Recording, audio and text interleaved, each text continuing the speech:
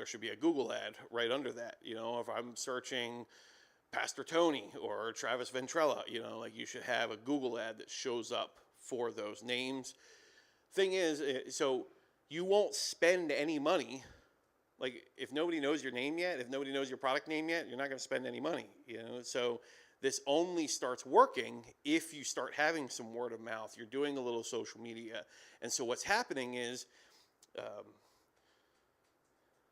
so if I go here, branded search is down there at the bottom. That's the Google. All right. So what's happening is you're doing some kind of marketing, whether it's even just asking your mom to tell some people at work or something like. You're doing some form of marketing, and then what happens is people forget everything that you said, and then they're back at home or they're on their phone at the restaurant or whatever, and they're Googling. What was it that they said? I think it was lipstick cosmetics or lipstick spirit cosmetics or whatever. They're trying to Google it to find it.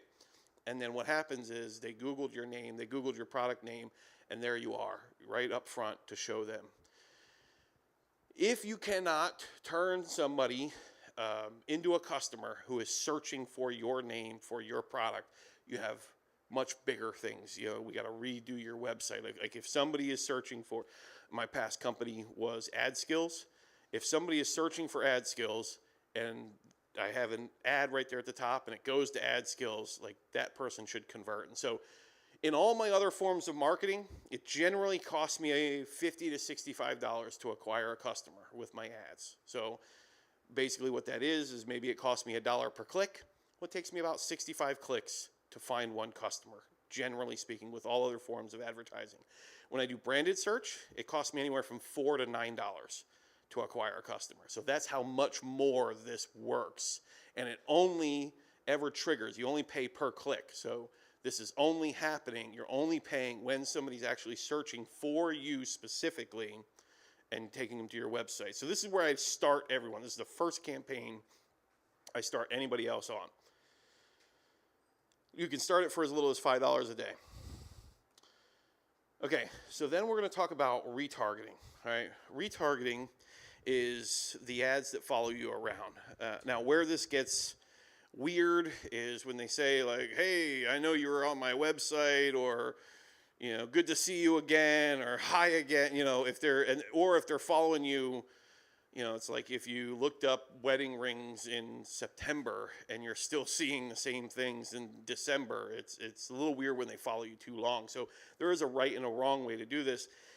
Generally, we only set it to, and the other thing to know is when I say these things are following you, they're not. It feels like it's following you, but they're not. What's happening is you've clicked on something, and there's a code, and so now whenever you show up to a website that has ads from this ad network, they see that you have that code, and so they display that ad, and it really helps you get more relevant ads. It's things that you've actually been to, care about. And what they should do is they should turn that off after 2 weeks, because if after 2 weeks you still haven't bought the product, you're probably not interested and you shouldn't keep following that person around. These ads are also one of the most profitable ads that we run, because most people think, oh, they came to my website and they didn't buy, so they must hate me. They don't like me. They don't like my website. I did something wrong. No, the reality is life was happening in the background. The kids were crying. They didn't have their wallet on them. They were at work. You know, something was going on, and they just weren't able to buy right now. You know, there's been times when, you know, I was looking at a product downstairs and my wallet was up on my nightstand upstairs, and so I couldn't buy. And then later on that night, I'm in bed, I'm browsing on my phone, and I see the ad again. Oh man, I'm so glad that this retargeting ad, you know, because it reminded me to buy that product that I was looking for. So it's really good at reminding people after their first visit. So retargeting is over there. Generally, we do this on Facebook. You can do this in every single ad network. Google has retargeting. TikTok has retargeting. They all have retargeting. And so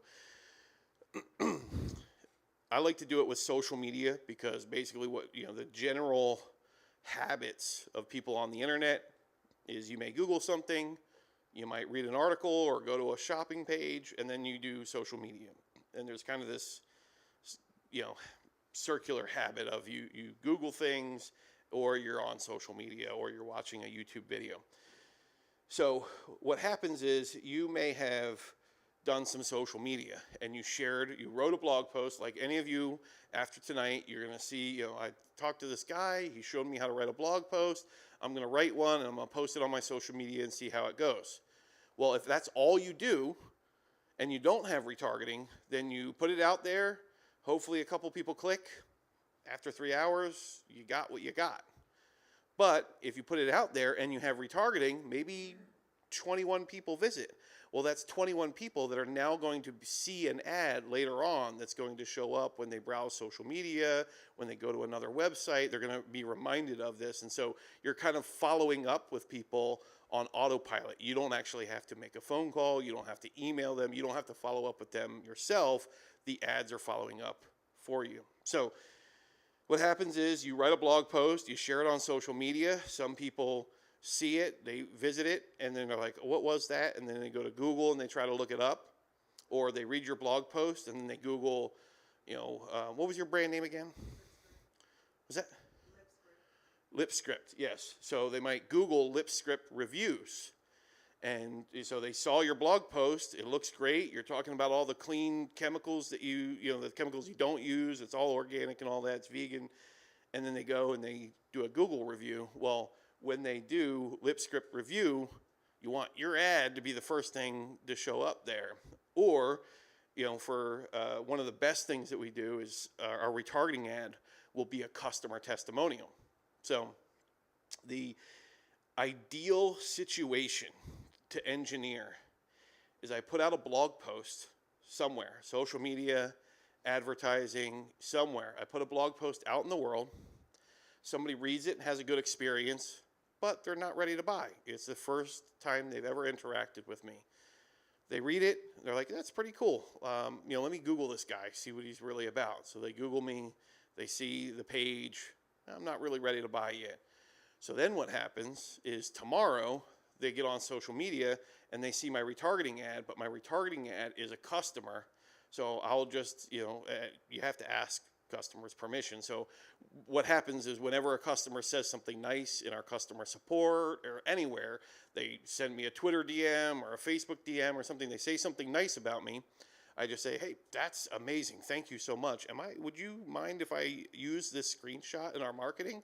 And they're happy. They just gave you a testimonial. So like at that moment, I'm asking them permission, and you just want to have a little bit of a paper trail, because what happens is it might work great and you make $3 million off of this ad, and now that person's like, yo, like my ad helped you make $3 million. I want a piece of that. Well, you just want to make sure you have permission, So whenever anybody says something nice, I say, thank you so much. I just took a screenshot of this. I want to share this with my family members. Also, do you mind if I use this in our marketing so we can show other people how good our product is? Yeah, sure, absolutely. So what happens is somebody reads my blog post, and then overnight, all of a sudden, the internet is talking favorably about my products to them. So it's like a little 1-2 punch where they get some value from the blog post, and now they're seeing testimonials from my customers around the internet. And then they see these testimonials, and then they go to Google and they do a search, and there's my ad. So they're searching me, and then there I am. Okay, one more piece of this. It's called the Trinity. So you can do just that, and it's enough. And so also the retargeting, you can start for as little as $5 a day. You don't need to put a lot of money into this. And you also got to realize that retargeting isn't going to spend money until you have people going to your website.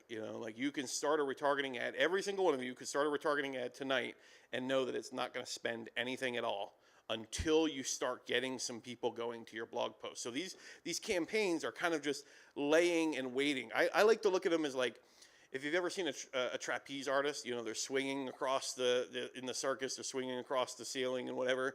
Well, if they were to fall, there's a net to catch them. These Google branded search ads and retargeting are kind of like nets that help catch your visitors that slip away.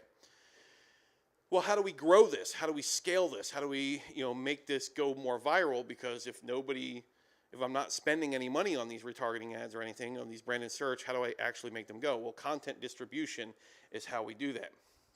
So content distribution is, I'm going to take that blog post and now I'm going to make it into a Facebook ad. So has anybody ever seen on Facebook where you can kind of boost the post? Okay. So that's all I do.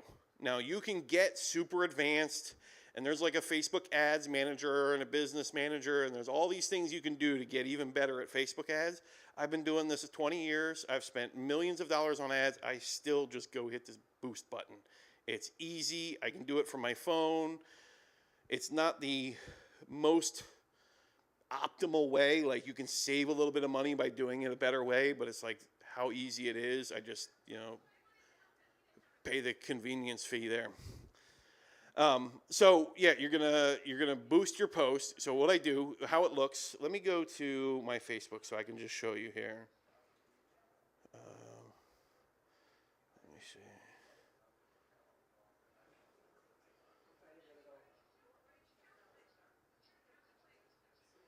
Let me go to.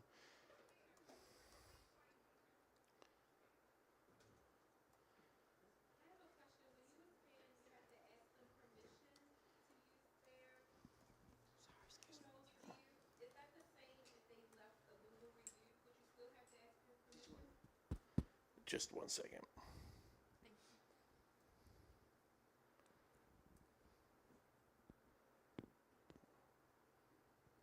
Am I not spelling that right? Facebook.com, Justin Brook. 1 second.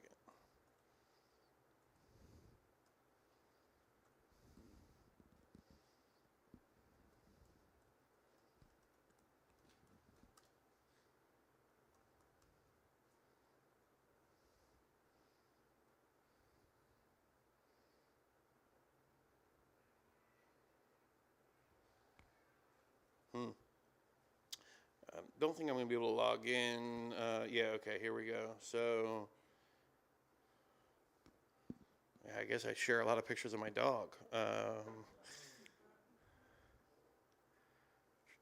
know I shared a blog post. Well, here's a video. I'm going to pause it so it doesn't actually play. But I would just post my content to my profile, like most of you are already doing for social media. I'm going to post my content on there, and then I'm just going to hit the little boost button, and I'm going to set it to $5 a day. And that's essentially, that little thing is content distribution. Let me take your question now. So you were saying? When you were saying that you have to ask for permission, like if they give you kudos or anything, is that the same thing with Google reviews? Like if you want to use that in marketing and they left a Google review? You're being safe. Yeah, so she's saying if you get a Google review, can you go take that Google review and turn it into a Facebook ad? I don't know. I don't know the exact legalities. I just know some of my friends recently have been sued because they shared a testimonial and they thought they had permission to use it because the person gave them that testimonial, and it wasn't until later that they learned. So now what I do is I just tell everybody, just when you get something, I think 2 people, I've asked, dozens, maybe hundreds of people, I think 2 have said, no, I'd rather not. It's like, oh, okay, yeah, no worries, Or I had one person who used to be a testimonial, and then all of a sudden he became really successful, and he didn't want to, he didn't like the positioning of that he was like my student at one point, and so he asked me to take it down, and so I took it down. So I just like to be safe, to have a paper trail of sorts, a receipt that they gave you permission. Okay, so content distribution, again, $5 a day. I like blog posts as my bait, the first thing that I put out there, because it's the first time that I'm interacting with this person, and I want to give them something. I want to lead with value. I want to lead with giving them, instead of, if I don't know somebody, like, you don't go to a party and then the first thing at the party you start pitching them your product. If you do that, you're the weird person at that party, so you don't want to be. And so, social media is very similar. It's like a mixer, so you're going there and you're just talking to them. And it's like, oh, you know what? I actually have a recipe for that. Would you like that recipe? Yeah, thank you. Oh, man. They go home and they're thankful for that. So you want to leave with giving. The other thing is a blog post, it kind of acts like a Trojan horse. Like, nobody suspects a blog post as being the marketing, as being a sales thing. And so they generally get better clicks. They go under the radar, and you kind of invoke that law of reciprocity kind of thing, where they feel like they got value first. And so what happens is many of my customers come to me telling me, oh yeah, I found you. It's like, you didn't find me, I found you, But I engineered an experience that made them feel like they found me and it was their idea to buy from me. So what happens is I share a blog post. They see some ads on the internet. So I share a blog post and I put $5 a day behind it just to kind of boost it out past my own followers, get some new eyeballs. Those people read the blog post, they're like, wow, this is really valuable information. Then they're like, they close their laptop, but later on they're browsing social media and all of a sudden they see testimonials about my product. They're like, oh, this is that guy. I was just reading his blog post and now here are his products and people are saying really great things. Tomorrow they log on to social media. They see more of my customer testimonials as retargeting ads and they're like, I should check this guy out. I'm gonna Google him real quick. Boom, they see my branded search ads, And so like I've engineered an experience and I've spent, maybe through the whole course of it, I've spent $4, because it's not, I'm spending $5 a day on each of the 3 campaigns, but that doesn't mean each customer is costing me $5. They may cost me 30 cents or 80 cents or something like that. So that's kind of it. So that's the whole system. So what you're going to do is you're going to be advertising that blog post. You're going to be pushing that out past your own following. It's almost in a way, forcing is such a bad word, but it's like you're forcing the whole market to be a subscriber to your blog without them having to be a subscriber, because you're just using the natural advertising networks of Twitter or TikTok or wherever it is. If you use YouTube, you do that. If you do blogs, Facebook, whatever, just post it to wherever you normally hang out online, boost it for $5 a day. That gets you out past your subscribers, new eyeballs. They come there, they get a good experience on the blog post, then they'll see the retargeting, then they'll Google you, and you just start, capturing those people and getting more customers. And so that's the whole marketing system there. Any questions about this before we move on? Go ahead, we got one right here. So when you boost, sometimes it gives you the option to kind of customize the target market. Would you suggest doing that or allowing the, natural algorithm that they find based off of your, blogs? Yeah, I'd like to give them some, the answer is yes. I do give them some defined parameters of who my offer is, within this date range, male or female. You don't want to give them too many parameters because then you create too narrow of an audience. And it might be great for 1 or 2 days, but you created such a small pool of people that there's no room for growth, So I want it to be, I try to think about how can I take this from I don't want it to be 300 people. I want it to be about 30,000, but I don't want it to be 3 million. 3 million would be too broad, So I want to try and think about how could I narrow this down to somewhere, and you won't know the number. You just kind of have to imagine, I think this would be about 30,000, 80,000 people.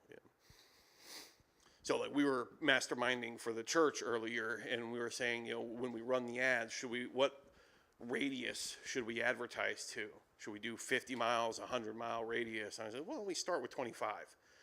I'd rather flood the 25-mile area and have everybody within 25 miles. You can spend less money and have more saturation.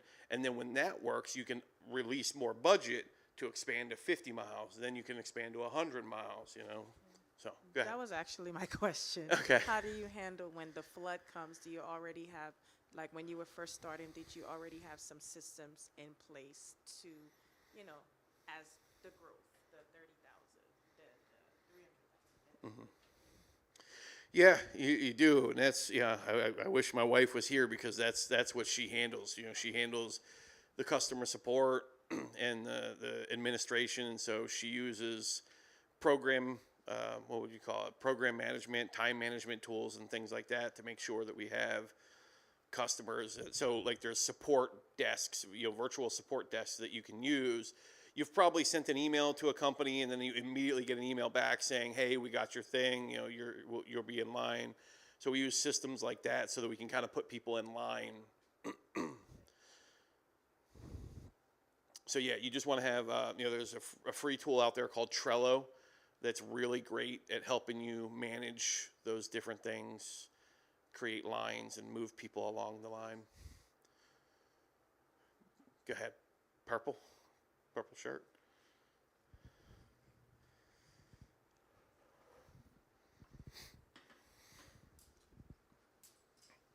Just gonna check and see if we got a baby yet.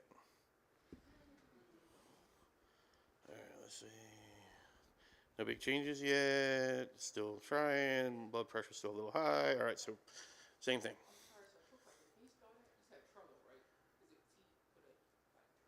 Oh, Trello. Yeah.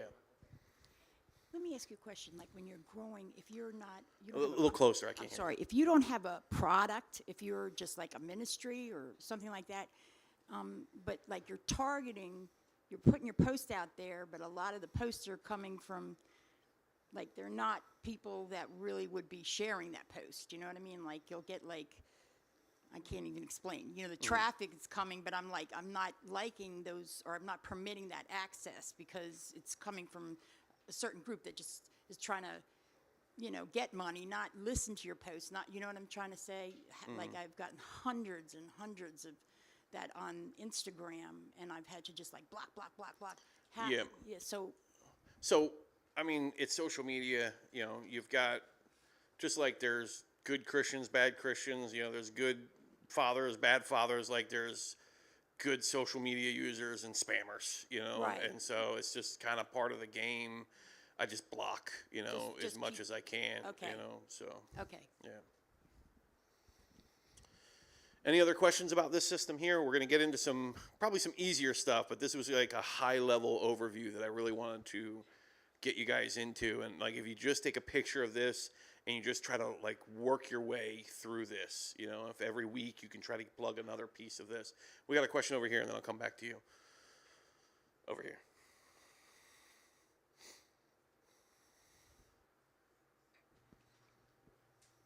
So with the branded search, is that done by what you taught yesterday with the Google Tag Manager? Is that how we get that? I'm glad you said this. Okay. So Google Tag Manager is going to go on your page. It's going to go on all your pages, essentially. All right. And then your Google Ad account, you're going to be able to set up the branded search. And that's actually the next session. I'm going to log into my own Google account and kind of show you guys around, show you how my ads are set up. So you put the Google Tag Manager code on your pages. You put the Google Analytics code in the Google Tag Manager. So now it's deployed across all your pages. Now anybody goes anywhere on your website, Google Analytics is watching them, counting the numbers and all that. And then you go to Google Ads to start driving people to your pages. And that the Google Tag Manager triggers the analytics, and you can see the reporting. So that's how that kind of all three works together.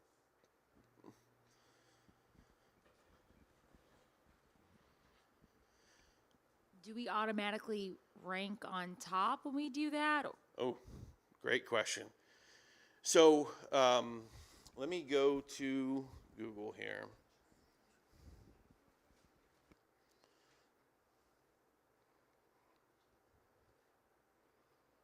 Not this one. All right, so earlier I did a search to show you this. Here's a search. I have a new software called Ghostwrite. It's an AI writing tool, and so like there are people that are searching AI tools. And I looked through the software that I use for keyword research. There's about 14,000 people a month that are searching this. I'll show you how I do that in one of the next sessions here. So there's 14,000 people a month that are searching this specific keyword. And if you notice at the top, it says sponsored, sponsored, sponsored, sponsored. And then finally, this first one here, that's the first organic listing. And so I think in the next session, actually, we're going to talk about how to get there, how to rank for free at that top spot, all right? But then you can pay to be up here. Now, there also, if you scroll down, there's usually some down here at the bottom as well, sometimes. But the way you rank number one in here is not necessarily paying more. It's really whoever has the better ad, whoever has the better click-through rate is going to rank higher there. But it's really 1 through 4. You know, it's not. So when you pay to play, you're just going to be up there. You know, and it really doesn't. I actually don't prefer to be number one. I like to be, you know, 2, 3, or 4. You know. I just don't find that the number one position does that well for me. I tend to get too many visitors, and they're people that were just moving too fast. They searched and they clicked the first listing. I want somebody who's actually read through them and they've picked, like, this is the one that I like best. And so, yeah, you just try to write a better and better ad, and we're going to get through that in some of the next talks here. Yeah. Any other questions about this? Yeah, yes, that's right. Go ahead.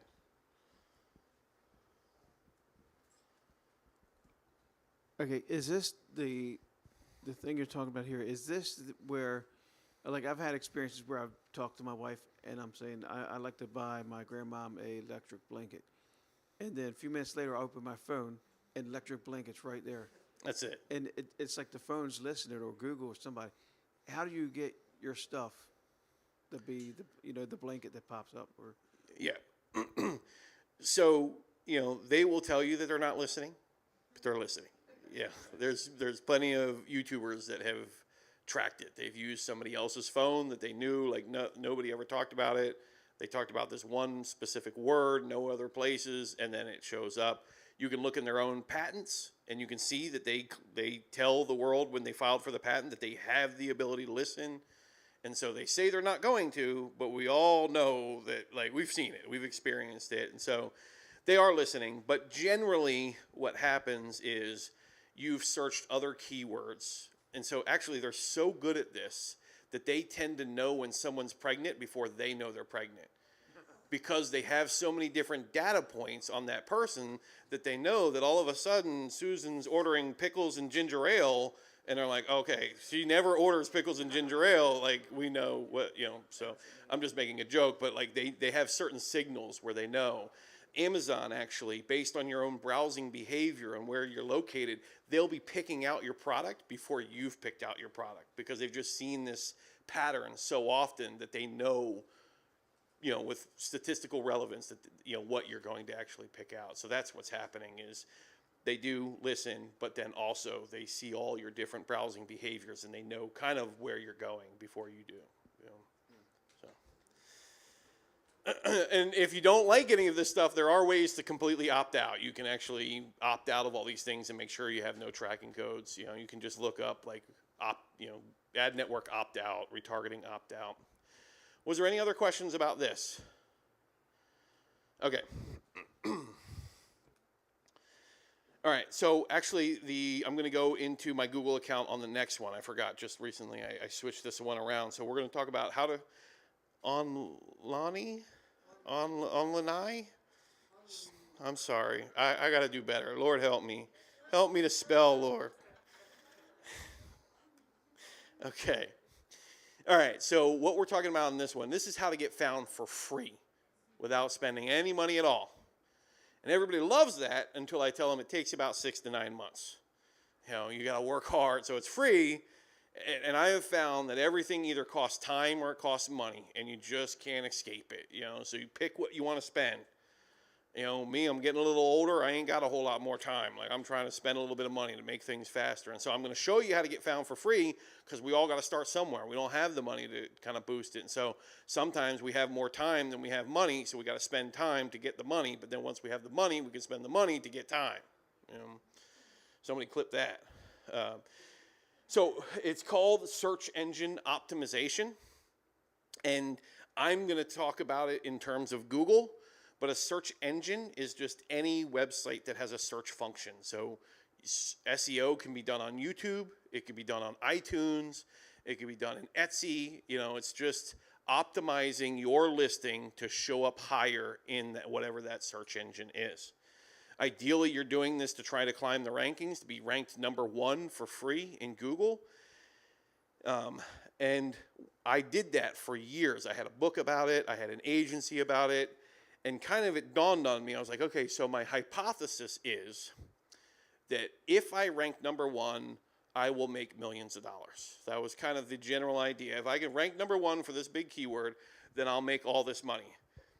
And then I learned about Google ads. And I was like, wait, so for $5 tomorrow, I can be #1 for that keyword, or I can work really, really hard, write a ton of articles, and do all these things that I'm going to teach you how to do, which is good because sometimes you don't have the money. But you should also know the next session I'm going to show you how to just spend $5 and be there tomorrow. So, but I do both, because sometimes you want to spend a little bit to be there tomorrow and have overnight traffic, but there's, we might not be able to spend more than $5, and that's not going to go too far. You're going to get like 5, 10 clicks. And so you want to work towards SEO, and you want to be ranking organically and have your paid listing on there. So SEO requires 3 things. You're going to need a keyword or keywords. When I say a keyword, I'm talking about a phrase. I'm not talking about one word. So it's going to be like AI tools or AI writing tools or growing backyard chickens, raising backyard chickens. So I really mean a key phrase, not a key word, but everybody talks about it in keywords. You're going to need an article, and you're going to need backlinks. And I'm going to explain what all those are here. So how to do the keyword research. This is a tool that I use, SEMrush. This is not free. You can do all of this stuff for free. So one way that you could do this is I could just go to Google. And let's say my keyword, what would be a keyword for you? Organic lipstick? Lip? Okay. So I can type in vegan lipstick. So one, if you saw that as I was typing it in, right, it's showing me a bunch of other keywords. So there's some keyword research right there. Google's telling you exactly what people are searching. So you can just go Google whatever keyword, just start somewhere. And then it'll give you more ideas for keywords. But then what I like to do is if you scroll down a little bit after you search, there's usually these little things, they call them snippets. And so these are some questions, and as you click them, more start appearing. And so Google is showing you exactly what people are searching. And so this is how you know I should write a blog post about, is Burt's Bees lipstick vegan? And then, you have the degree and everything. You could explain to them the actual stuff that's in there and whether or not it is. Is it? Do you know? Yeah, it's good? Oh, okay. All right. Which lipstick is not vegan? Is Fenty lipstick vegan? Is Revlon lipstick vegan? So these are some blog posts that you could be writing that people are already searching. Bring them to your blog. Show them why your product is better, not better, or whatever. Okay, so that's the free way to do keyword research. The other way is you would just use this tool, SEMrush. It used to be cheaper. There's another one I'll tell you does the same thing. I've been on this for like 19 years, but there's another tool called SpyFu. That's spyfu.com. And it's cheaper. I think it's like $60 a month, and you really only need it for 1 month. You don't need to keep it multiple months, but you do all your keyword research. And so the reason why I use this tool is I can use it for my organic rankings, and I can use it for my paid rankings as well. So backyard chickens, we see here, it's telling me how many searches per month. There's 8,000 searches. Shows me the keyword difficulty. That means how hard is it going to be for me to rank for that. They're looking at how many competitors there are, how good is the competitor's content, how many backlinks do they have, things that I'm going to teach you. They're telling you how hard. So when I see 83% keyword difficulty, I'm staying away. If it's not under 50%, I just leave the keyword alone. So then we see what the target, what the average cost per click is, and a bunch of other information here. And then it's going to show me a bunch of other keywords.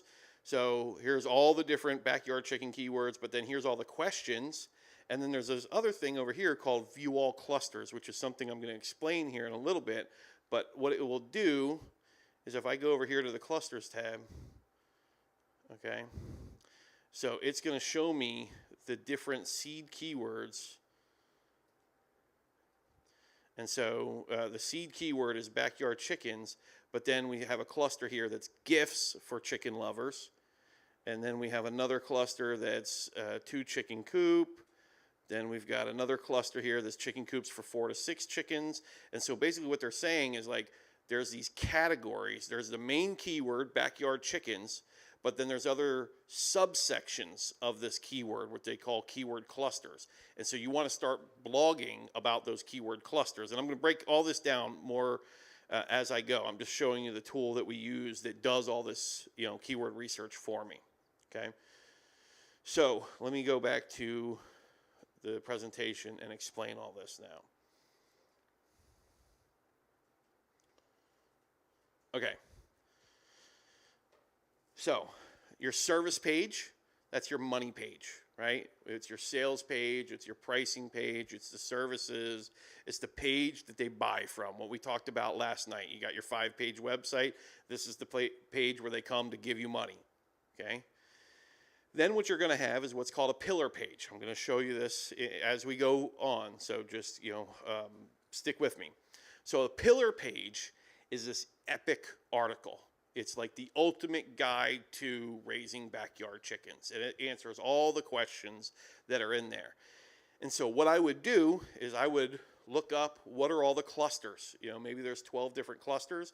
That means there's like 12 different categories within backyard chickens. And so when I write my ultimate guide, my table of contents is going to be the clusters. And so I'm going to write this whole article, and then you're going to take, so that's your ultimate guide. Then you're going to break up sections of that into separate articles. And so now you're going to have one just about chicken coops for 4 to 6 chickens. You're going to have another one that's chicken coops for 2 chickens. You're going to have another one that's gifts for chicken lovers. So you're going to have these cluster pages. The cluster pages link to, and I'm going to show you examples. So I'm going to show you how all this works on my own website.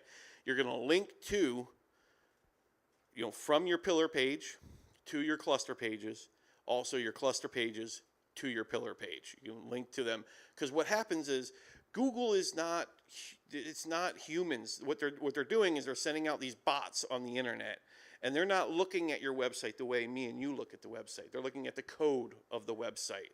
So the only way they can determine is they're looking at the code to see, okay, what's the headline of this page? What's this image file name? So that's another thing. Whenever you upload an image to your websites, make sure the file name has keywords in there. Because if it's just like abc.jpg or whatever, then the bot doesn't know what that picture is about. So what it's looking for is okay, here's this great page about all this information. It's answering all the keywords that I have. That's great. And it's linking to these other pages, or it finds one of the cluster pages and it brings them back. So it's allowing that bot to kind of travel through your website without getting lost or stuck. So most people, when they create their website, every page is like a solitary thing. It never links off to another page. It doesn't link back to the home page. And so the bot finds it because you put it out there on Twitter or wherever you put it. The Google bot finds it, but then it doesn't find any other pages. And so you want to make sure you have good cross-linking between your pages so that the bot, when it does find your page, it finds all your other pages, and it can kind of understand your whole expertise and how much value you have to rank you up. If it thinks you only have one page, it's like, well, this isn't that valuable of a website. But if it sees that you have this great organized content where you have these category pages, you have these epic ultimate guide pages, you have these smaller pages, it's like, this is a very valuable website for anybody that is searching these things. So you want to have a well-organized website. Okay. Then finally, what a lot of people don't do is they never link out to anything external, because they want to hoard all the traffic, But it's not common for, like, if you were to, I'm trying to think of, all right, so if you built a website about Ford Mustangs, at some point you're probably going to link out to Ford.com. Like, it just wouldn't be normal to never link out to one of the leaders in your industry. And so it's actually good practice to link. You don't have to do it often, but it's good practice for them to see that you're linking out to these other things. Now, last thing to know, all right, the reason why it says topical authority up here is if you create this kind of structure on your website where you have a few pillar pages, and then you have your cluster pages, as you create more of them. So I try to get in the habit of once a week creating one more cluster page. And so once a month, I might write one pillar page. And that pillar page has all the little cluster pages into it. So I'm going to show you an example here in a minute. Let's say the pillar page is 3,500 words of content. And within there might be 7 500-word articles. So I create this epic pillar page, And now I start creating, I start breaking that down into cluster pages. And I try to do, that's kind of my system is if I can write one pillar page a month, through that pillar page, I might have 4 or 5 cluster pages. And so I'm publishing them to my blog. I'm cross-linking them. As you get more of these, right? So as you have more topics covered, you gain what they call topical authority. If you have 3 of them covered, you're probably not that much of an authority. If you have 262 of them covered, Google's going to look at your website and be like, this person's got to be an expert of some sort. Like, how could they possibly be answering all these questions? And so you gain topical authority, and that's one of the ways that they choose who gets to be at the top of Google. So if you have low topical authority, you're not going to rank very high. If you have high topical authority, you're covering a lot of these topics, you have great organization, you're cross-linking, they're going to say this person is a topical authority. They're an authority on this topic. Now, the next way is these external links, okay? So the other way to rank high is to have other websites linking to you. Every time another website out on the web links to your website, that's kind of like a popularity contest. That's that person's raising their hand in the air saying, hey, Google, I vote for them. And so the more other websites you have voting for you, the better. One of the ways that I get these other links is I try to be a guest on other people's podcasts. If I can be a guest on a podcast, they usually have a show notes page where they put the transcription or whatever links or whatever. And so I'm going to get a link on that person's website to mine. And so there's a lot of guys who it's like, oh no, I'm some big head honcho. I'll only be on podcasts that have, 1 million subscribers or something like that. I'll be on anybody's podcast, because I'm getting a link out of it. I want all these links coming back to my website. So that's just one way.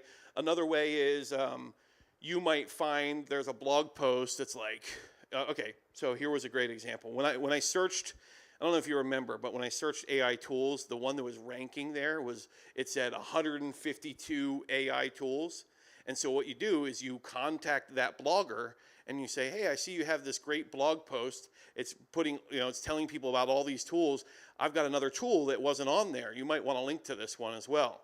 And so that's another way that I could get a link. And so that's just kind of something you do in your spare time as you go. You try to get on some blog posts. You try to collaborate with some other bloggers. Another great way that I've done this is being a guest blogger. So who here doesn't want to write articles all the time? I don't want to write articles all the time. Who would like a day off? So you approach another blogger and you tell them, hey, I'd like to write an article for you. They're like, great, I need the content. And so you write for them. And the only thing you tell them is like, I just like at the bottom, a little about the author and a link back to my website. So these are little ways that you get other websites kind of linking back to your website.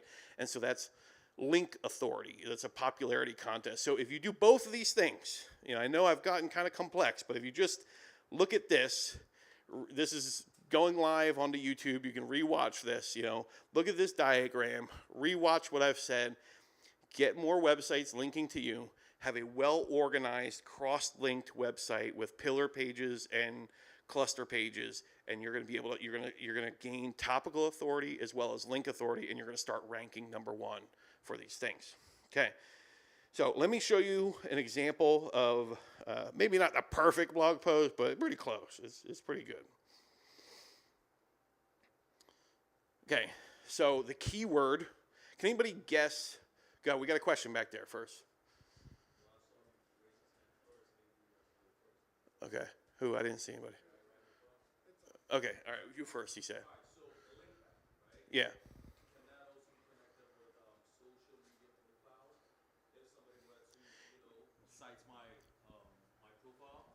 Yeah, so there's actually, so he's asking, what about social profiles? Does that count as a link back to your website? Absolutely.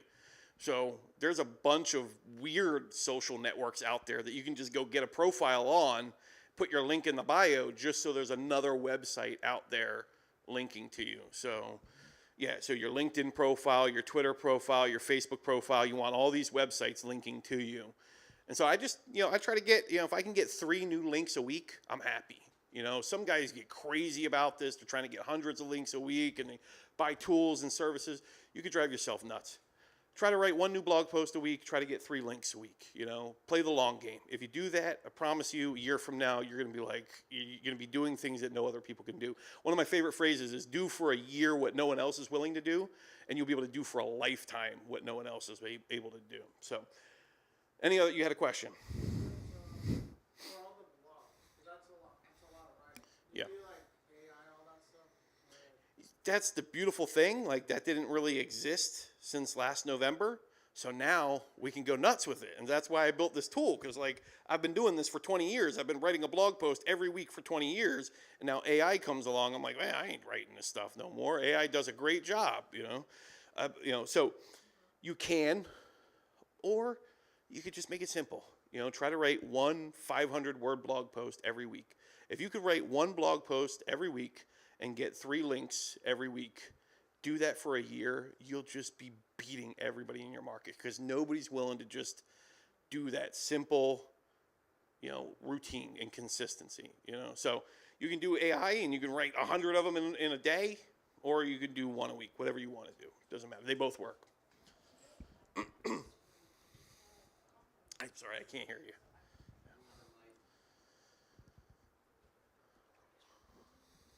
Today on Instagram, I had a company soliciting my post to do exactly that, to Yeah. pay me to write posts.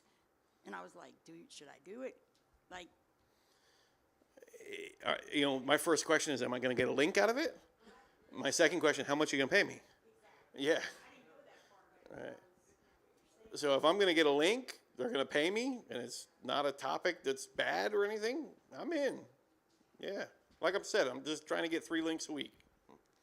I was glad that you mentioned the 500-word count for a blog post. What would be considered too short, and then what would be considered too long for a blog? So under 300 words would be really short, and that's more of like just a social post. I think the general average online is 800 words. It just counts as a blog post. There's, you know, it's like asking how long is a piece of string.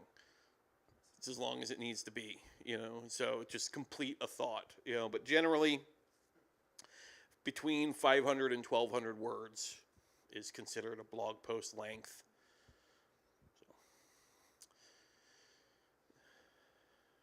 All right, we got one back here. Orange shirt. Yeah. I guess when you first started, did you have your blog?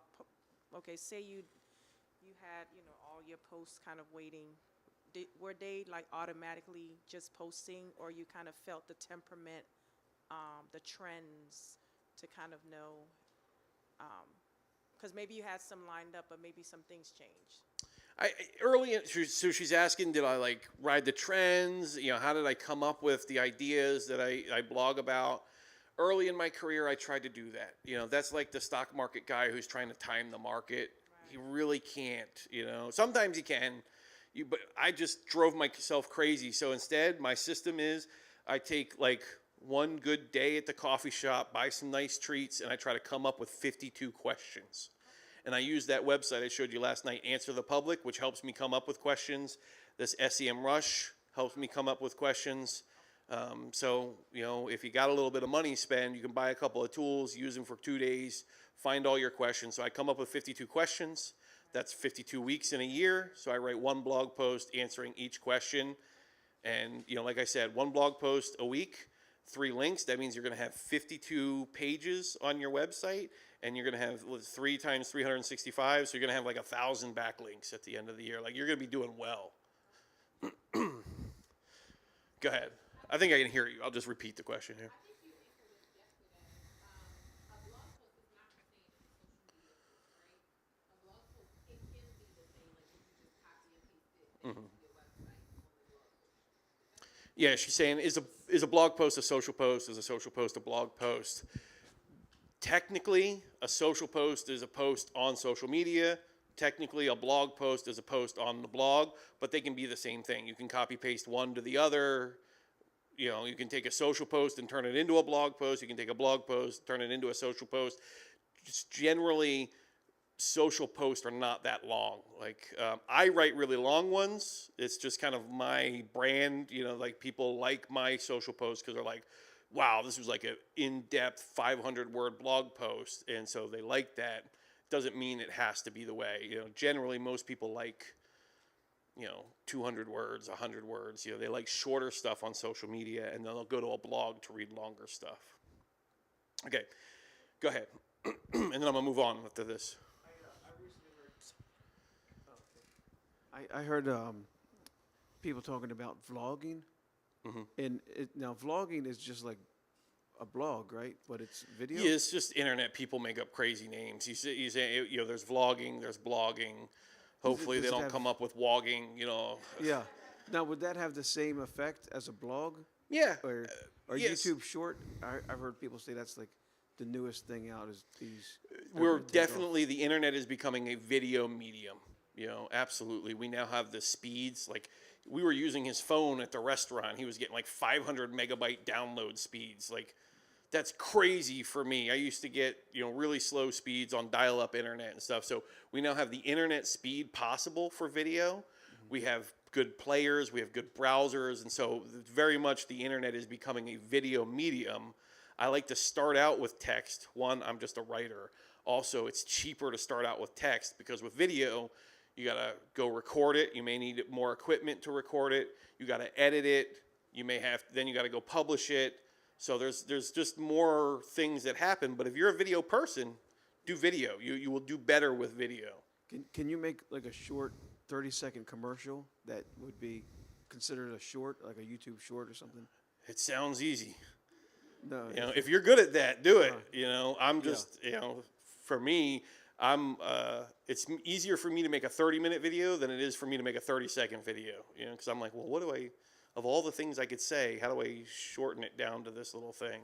So what I tend to do is I'll do something like this, and then they showed me a clip. So they got guys working in that room over there, and so they took last night's event and they just went and made some clips of things that I was saying. And so it's easier for me to just get up here with some slides, talk for an hour, 3 hours, and then I can go and make a bunch of little clips. So that's another way that you guys could do things. And once a week, do 1 3-hour video and then clip it up into a bunch of small things. And video does tend to work as good.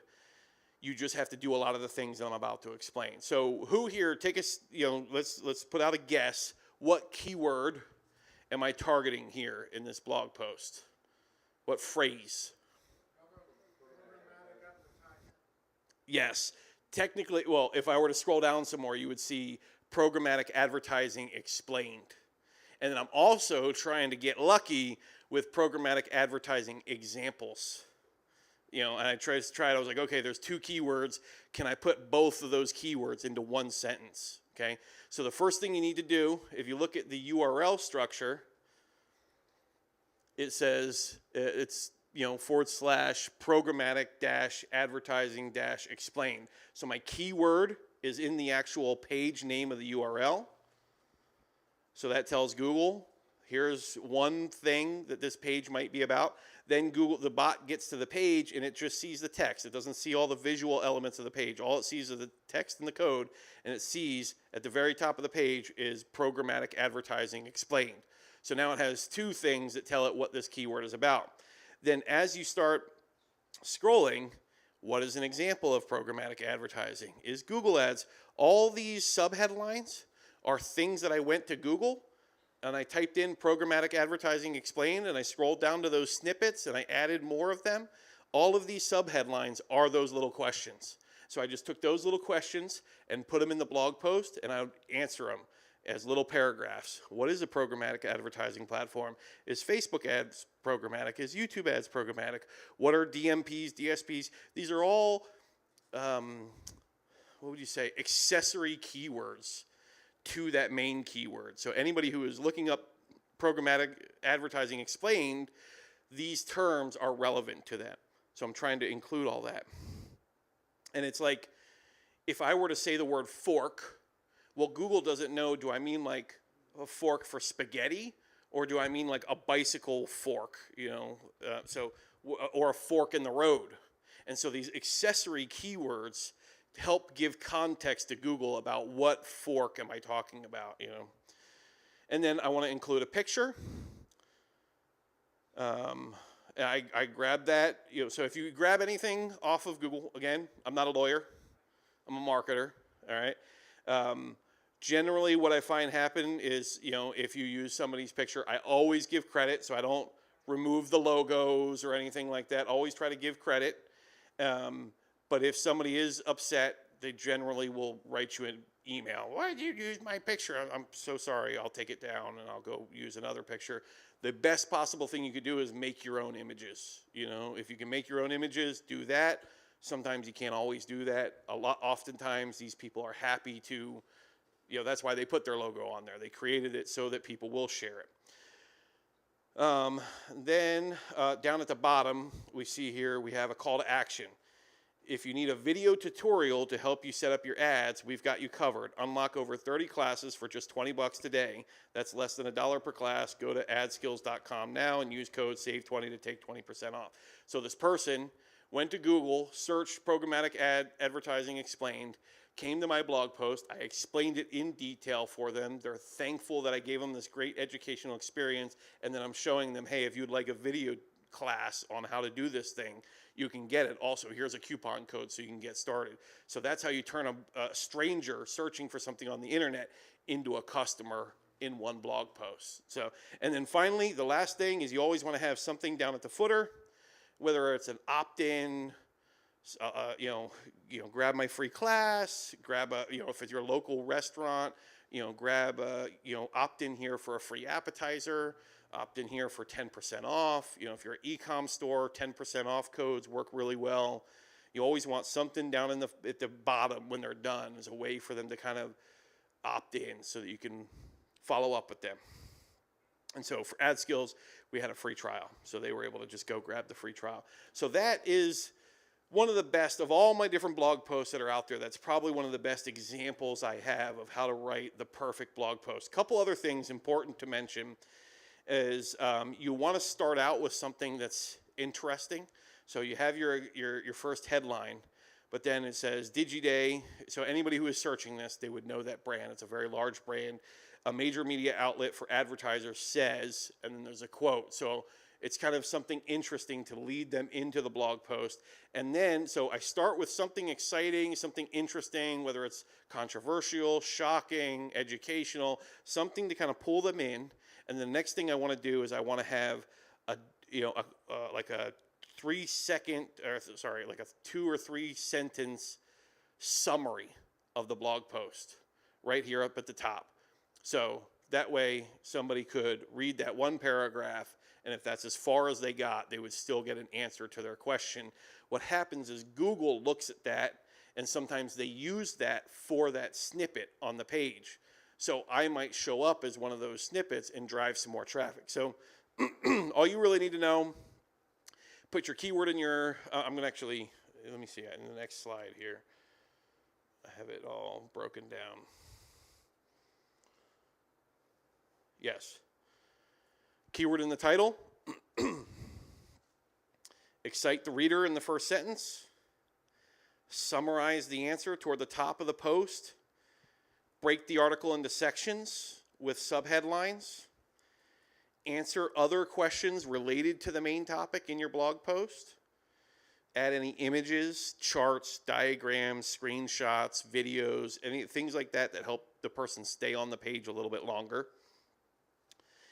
End with a call to action to convert the reader into a lead or a customer. And then finally, what I could have done a little bit better on there is you want to have related articles at the bottom, because you're always trying to show Google that this person's staying on my page longer. The longer somebody stays on your page, the more Google thinks this person likes this page. They like this, this is valuable. It's like Google looks at it and says, okay, there's great information. I think it's valuable. How long do people stay here? And if they're only staying 12 seconds, they're like, well, they didn't like this at all. But if they're staying for a minute, 2 minutes, 3 minutes, oh, they're browsing other pages, they're staying on those pages, they really like this stuff, you start getting ranked higher. Valuable? Good stuff? Okay. I know I had to go like way scientific on you guys there, but like this is important stuff. You can just kind of go back over this as you need to. All right, you had a question.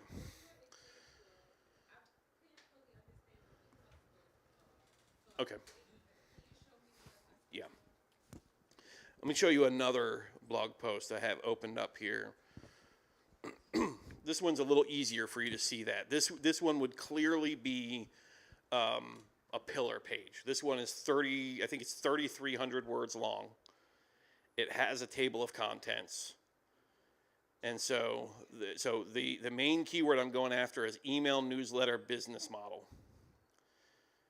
But then I also wanted to get in there email newsletter best practices, email newsletter monetization strategies. So that's why I try to get clever with my headlines to see how many keywords I can get in there. And so if I'm trying to talk about everything they need to know about email newsletter business model. So we have here the clusters are what a good email newsletter business requires, creating email newsletters, identifying your target audience, defining your email newsletter value proposition, types of content suitable. And so we just kind of start breaking it down. So what is it? What does a good one require? Creating, and then I include, so I went to YouTube. So Google owns YouTube. So if you're sharing something of Google's on your page, they're going to favor your page because they want to get more views on this YouTube. So what I did is I just went and Googled these things. So identifying a target audience, I just found what was the best video on YouTube about identifying your target audience, and I put that on my page, not just because I'm advertising that person, but one, I'm putting some of Google's property on my website, which incentivizes them to rank me. But then now we got, what is this? It's a 5-minute video. So that's going to increase how long the person is staying on my page. All right. So I'm doing everything I can to kind of keep them on this page. And then what I would do is I would just chop this whole page up, and it's long, but I would just chop this page into sections. So we got strategies for growing your newsletter. That's going to be a cluster page. Creating your newsletters. That's going to be a cluster page. Identifying your target audience for your newsletter. That's going to be a cluster page. So the pillar page is everything you need to know about this subject. The cluster pages are all the little subtopics within that, And so if you can create one cluster page a month, one pillar page a month, that's probably going to give you all the cluster pages that you need, and you just copy them out to blog posts. You just want to make sure you format them, like I said, with the headline the right way, your summary, the images. You want to do all the same things that I talked about on the cluster pages as you would on the pillar page. Answer your question? Okay. What else we got?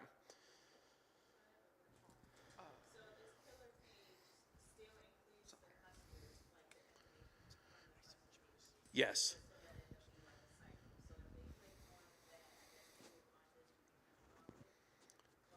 Right, yep. Yes.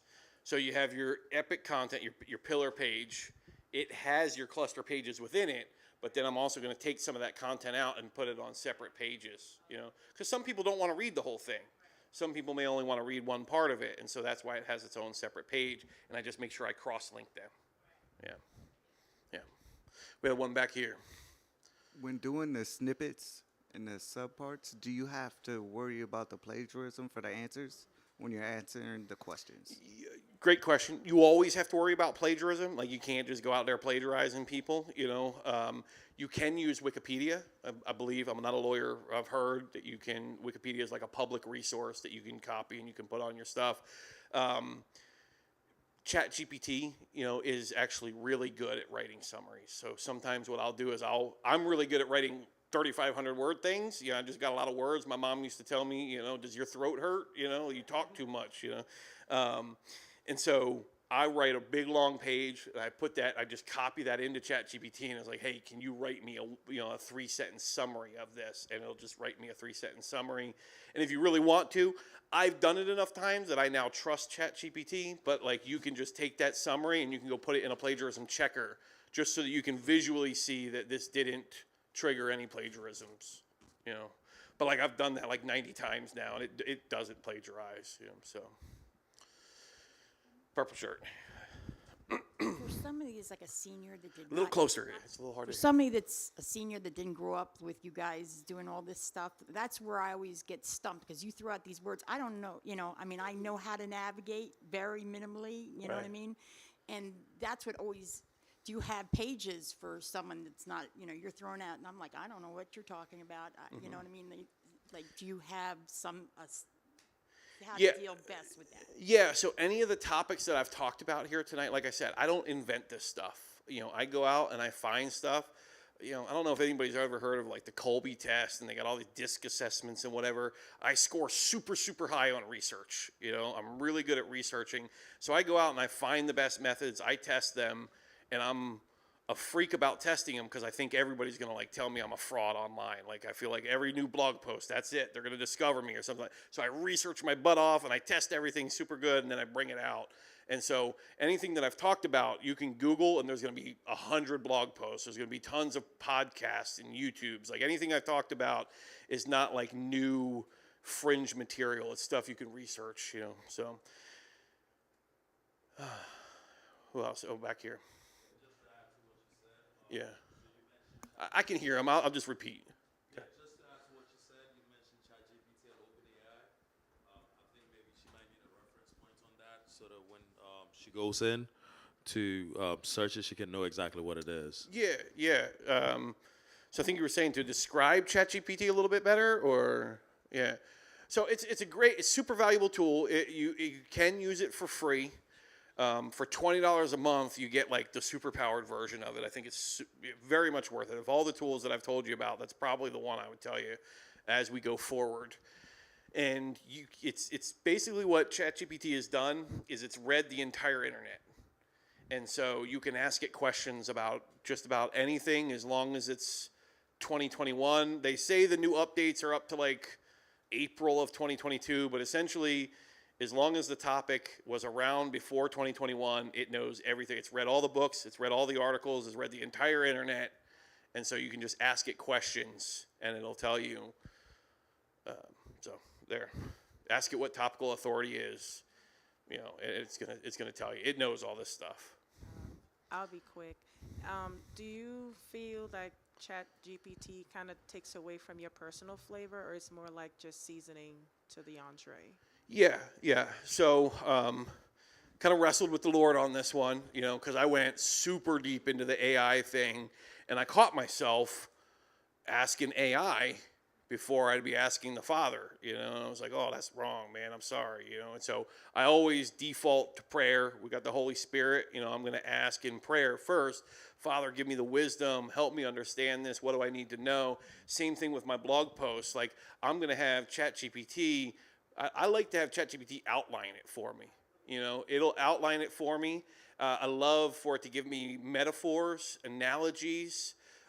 Sometimes I'll explain something, but I'm too technical. So I'll say, hey, can you break this down like a fifth grader? And so I use it as a writing tool to help me outline things. It's phenomenal at coming up with ideas. It's like, hey, help me come up with 12 blog post ideas for backyard chickens. It's going to come up with 12, and then you can say, give me 12 more.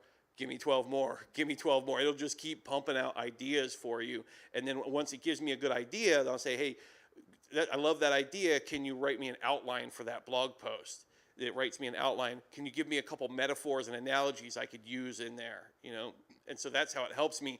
And then I still allow the Holy Spirit to work through me in that because I'm putting my voice on top of that while letting it work as kind of a junior writer. It's no different than if you had a junior writer in the room with you. You're still going to kind of guide them and lead them.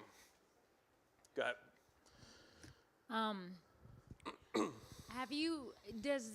Does this great marketing work with people that are, let's say, in MLMs? Yeah. And the reason why I ask is because I got invited into an MLM and they provide the blog posts and they provide the Facebook ads. So yeah, question, can you use this with MLMs? It depends. Some MLMs are really tight with their marketing because there's legal reasons and stuff like that, so you have to ask. Generally, it's okay for you to create your own website and to blog on the topic. You don't have to mention the product or anything like that. So you're creating, I used to be part of one, send out cards. You know, send out cards was like an MLM for sending handwritten cards to your mom on her birthday every year. It had a calendar. You could set it and forget it.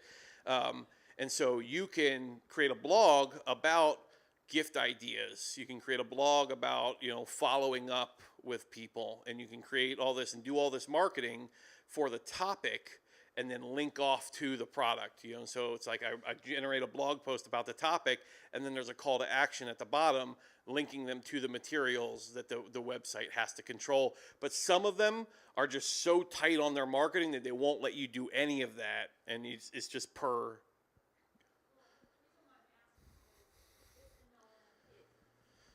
Basically, it almost looks like the great marketing slide you had. They give you your own website, and then on that website there's like lots of blogs and information you can maybe post on your social media, or maybe do some advertising. It has a cookie that follows, and so when anyone does a Google search, the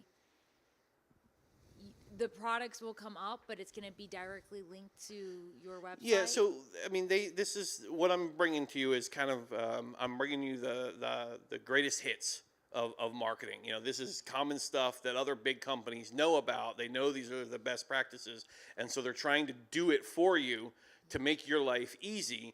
The problem with that is you don't end up having an asset that you own.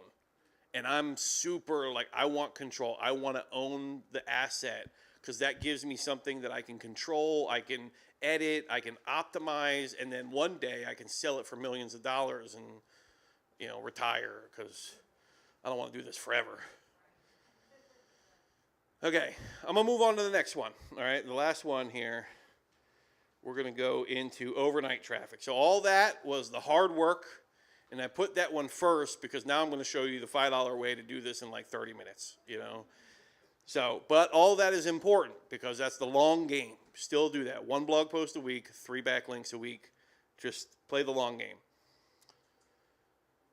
Okay. Okay.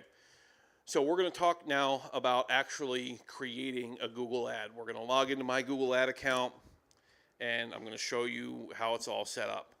So writing a Google ad, they generally have 30 characters.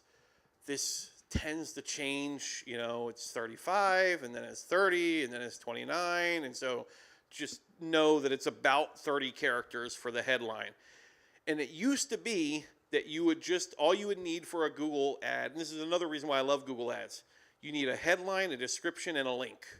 You don't have to make images, you don't have to make videos, like you need 140 words and a link. You know, it's very easy to write Google Ads. Your description is generally 90 characters, and then your path, that is just your domain name. So in this example, the path is, it's actually going to be www.semrush.com. So that's your Google ad. Now, there's other things to know about. Just that's really all you need to know, headline, description, and a link. But there's other things you can do to make it better. Like you might be noticing that there's a couple of highlights here: plans comparison, keyword research, local SEO. You see a phone number there. So I think the phone number is called extensions, and these ones down here are called site links. And so there's call outs, there's extensions, there's site links. They added all these things that you could put around your ad to kind of give the user more reasons why to click on your ad. So if I create the ad, but then I have at the bottom like free demo, free trial, pricing, free videos, those little extensions and call outs are going to give the user more reasons why they might want to click. Who can tell me why I might want more people to click? Who's been paying attention? Yes, because the more clicks means a higher CTR, your click-through rate, and the higher your click-through rate, the more you're going to rank higher up on the page with Google Ads, okay? So you want to, go ahead, do you have a question? But don't you have to pay more for the more clicks? You don't. Well, okay, so like your clicks might be 50 cents each. So you got to pay 50 cents and then 50 cents and 50 cents. So you're going to have to pay more in that sense, but you're not going to pay more to rank higher. you know, you can actually pay less. So if your CTR is higher, you may pay 35 cents and another guy has to pay 75 cents, you know, and it's just because his ad sucks and barely ever gets clicked on, so he's got to pay more. Okay, so this is writing a Google ad. How I do the keyword research, we're going to come back to this tool here and show you how I use it for paid. Okay, so a competitor of mine is Jasper. Jasper.ai. So I'm just going to search Jasper.ai. And you could do this for free. You could go to Google, you could search Jasper.ai, and you can see all the different pages that they have, all the different blog posts that they have, and you can kind of get a sense for what keywords Jasper is targeting. You can see what pages they have, you can see what they're ranking for, but you kind of manually have to do that with this tool. Again, you know, I think they're worth it to pay for it. I've had this tool for almost 19 years now, but you really only need to pay for it for a month, right? You're going to use it for a weekend, you're going to do all your keyword research, and then you're mostly going to be done with it. So I look up Jasper, and they show me that Jasper is driving 67,000 visits a month through paid search. So we just talked about organic search. Now we're talking about paid search. And the reason why we're talking about paid search is for $5 a day, we can be there tomorrow. We don't have to write pillar pages. We don't have to write cluster pages. We don't have to do any of that stuff. We can pay $5 and we can be there tomorrow. I just think it's better to do both. So if we come down here, we see here's the top organic keywords that they're using. But what we want to do is we want to look for their top paid keywords. So I'll hit view details. And so now I can, if I wanted, I could just hit this little export button and I can export all 81 positions, 81 keywords. So we see, what are they doing? Doing a lot of branded search. All the different spellings of their brand they have on here, Jasper Chat. But then we see some keywords like this, AI text to image. That's a topical keyword. So that's somebody that's kind of asking a question in Google and they want to know more about that. Then you see the page that they're sending that traffic to. I think that's a horrible page to send that traffic to. Like, it should be a blog post about AI text to image. Let's see what else here. So I can come in here and I can look at these ones. And so we say, all right, so AI for writing. That's a keyword that would be very relevant to my tool. So they're doing that. Where are they linking them? They're linking them to their free trial. Then we see keyword difficulty is 39, so that's under 50, like I told you. So I'm loving that. We see that the average cost per click, I think that's the cost per click column. Where is the CPC cost? I don't know. I'll have to look for that another time. AI writing. So we see that there's 4,400 searches for that. Is that the cost per click? There we go. It's right there. $1.52 per click. So I know, so this allows me to start finding, is this keyword worth it or not worth it? You know, so, you know, AI for writing, it sounds like a perfect fit. But if that keyword we're only getting 120 searches per month, that's not a lot. That 120 searches per month, that's like 4 per day. This one's getting 4,400 searches per month, so that's very much worth it. But is it too expensive? So we see it's $1.52. To me, that's not too expensive. I'm okay with $1.52 per click. Then we look at the keyword difficulty. It's 39. So I like this keyword. I would check it, and then I can save just the checked off keywords, and then I can bring them over into my Google Ads. So this is just how I come in here, look for keywords. I'd spend an hour just digging through all their different keywords to find them. Then I'd go type in another competitor and I'd look up their keywords. I type another competitor, and I'm trying to come up with 10 to 20 keywords that I can bring over to Google.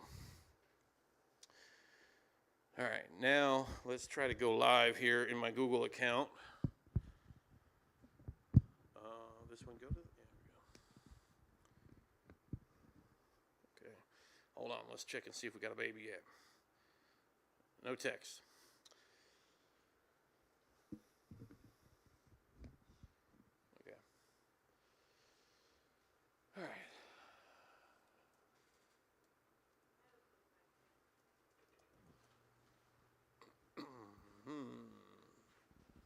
on the internet.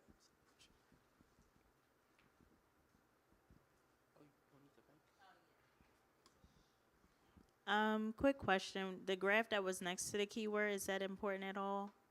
The graph that was, it's kind of a trend line for you to Gotcha. know, Okay. is this keyword tapering off? Is it going up? It's just a little bit more information to know. It looked like it was kind of flat, so that's decent. Travis, why am I not hooking up to anything here? Uh-oh, I might have just disconnected myself from the...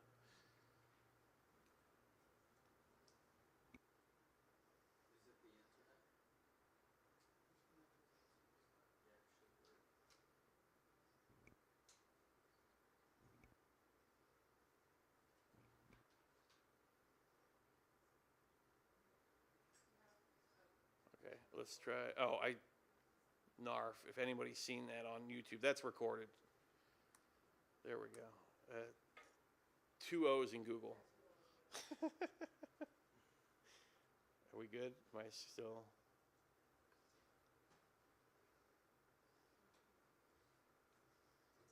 Okay, we're back? We're back. Okay. Google.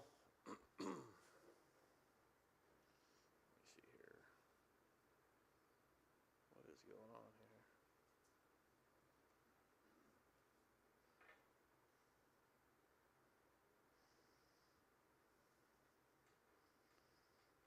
Sometimes it can be really tough to do this live. It's not super exciting.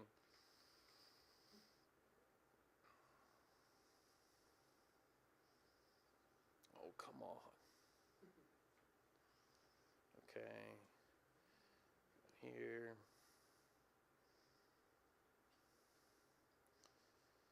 All right, so I've logged it. So that last screen that I just clicked on that was showing me the different accounts, you wouldn't see that. When you guys log in, you would just go right into your account. It's because I manage multiple accounts that I saw that screen. So this is, you land right on here, and it's kind of got an overview screen for you. Big blue button right here to click New Campaign. So I can click New Campaign, and then it's going to ask me what is my campaign objective. It should show up here in a second or two.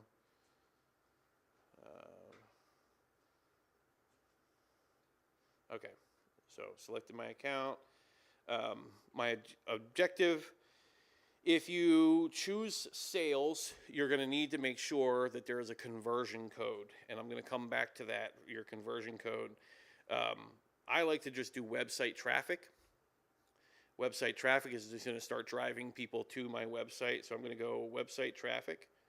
And then there's the different goals. So when you set up your account, under this little tools setting here, there's conversions, okay? There's great YouTube tutorials that walk you through button by button.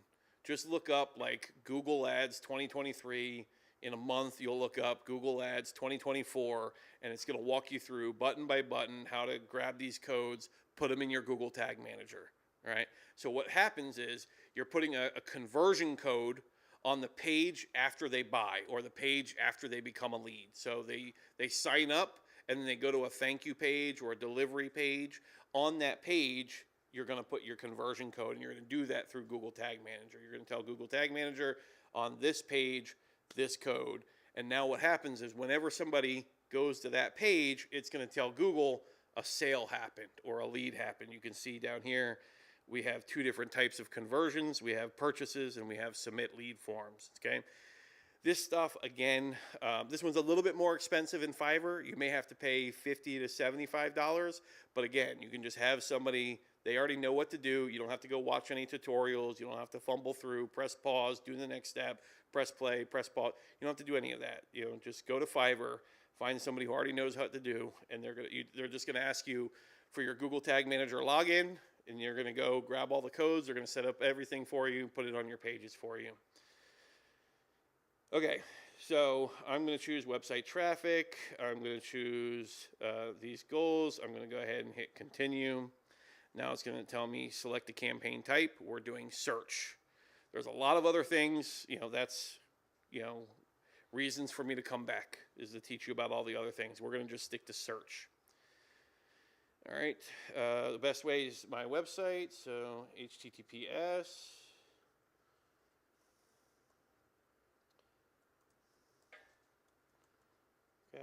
and then my campaign name.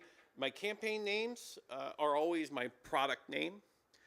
And then the next thing we're going to do is we're going to set up an ad group, and we're going to create an ad group name. That's always the audience or the keyword that I'm targeting. So we're going to do Ghostwrite is my product name. Continue. What do you want to focus on? You can do conversions. For me, it's website traffic. I just want clicks. A lot of people would tell you to set it up as conversions. I prefer clicks. You can set a maximum cost per click. So I usually default that to $1. If you want, you can put it at $2. If you put it too low, you're not going to get any traffic. You know, if you put it at like a quarter, like we all wish, or 8 cents, like we all wish, they're just not going to drive you anything because it generally costs you anywhere between 80 cents and $1.80 per click. So I just put $1 to start things out. Next. All right. Now here's a little gotcha. Okay. They're always trying to sell you more traffic, and they're usually trying to sell you the junk traffic that nobody wants. And so if you don't know any better, you go through this step right here, and you just put in a bunch of junk traffic. Yes, Google, I said that on recording. Unclick. Now, there are times when you need more traffic. You're buying all the traffic you can possibly get, and you're like, how do I get more? This is working. Then come turn this back on at that point. After you're making millions of dollars, come turn this back on. You'll get even more traffic, but I don't need any of this yet. So unclick those, save you a bunch of money. Choose your country. I just want United States or your location. I could hit another location, all right, and I could say Baltimore, okay, and then just that area. Location options, okay. This is another gotcha. It says presence or interest. I want presence. I want people that are actually in this area. I don't want it to show to people who are interested in Baltimore. If I'm advertising a restaurant or a spa or something like that, I want to only advertise to people in this area. So I'm going to make sure presence is selected. Go ahead. So, where's the mic? You're like, are my guys doing this? Oh, no, you're Okay. I was trying to get that. I'm coming up. But what I was going to ask for everybody, you can take a water break. This way everyone could hear on the stream. Okay, so here's the question. There's some Google people when it comes to like a local business. Let's say, it's detailing or a restaurant, etc. There was a guy that essentially said, if you have a local business, to like target obviously the area your business is in, but then he also said to make sure you exclude every area outside of it. So I don't know if that's something you ever heard of. So he's technically right. Like as a technician trying to execute perfectly, I'd say he's right. You don't necessarily have to, but he's doing. He's just going above and beyond to make sure that they're not doing it, because they are. They're always trying to slip in some more traffic, and so if you really want to make sure that they're not doing that, you would exclude all the other locations. I have not found that you have to do that, so. All right, so that shows you how to do it locally. For me, I advertise nationwide, so I'm going to do nationwide. Presence, my language is English, so that's already chosen. All these little drop downs, check the drop downs, guys. That's where they hide the stuff. I think that should be illegal. Like for them to just hide the things that might be costing you more money. So check the drop downs.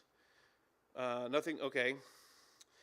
Don't narrow the reach of your campaign with the option to adjust the bids on the selected. No, I want to narrow the reach of my campaigns to the selected segments with the option, but I'm not going to select any of them. So we're going to leave that one. That one's okay. So if I were to select one of these, then I would want to choose that targeting option to make sure it's targeting that thing that I selected, but I don't need to. That one you leave.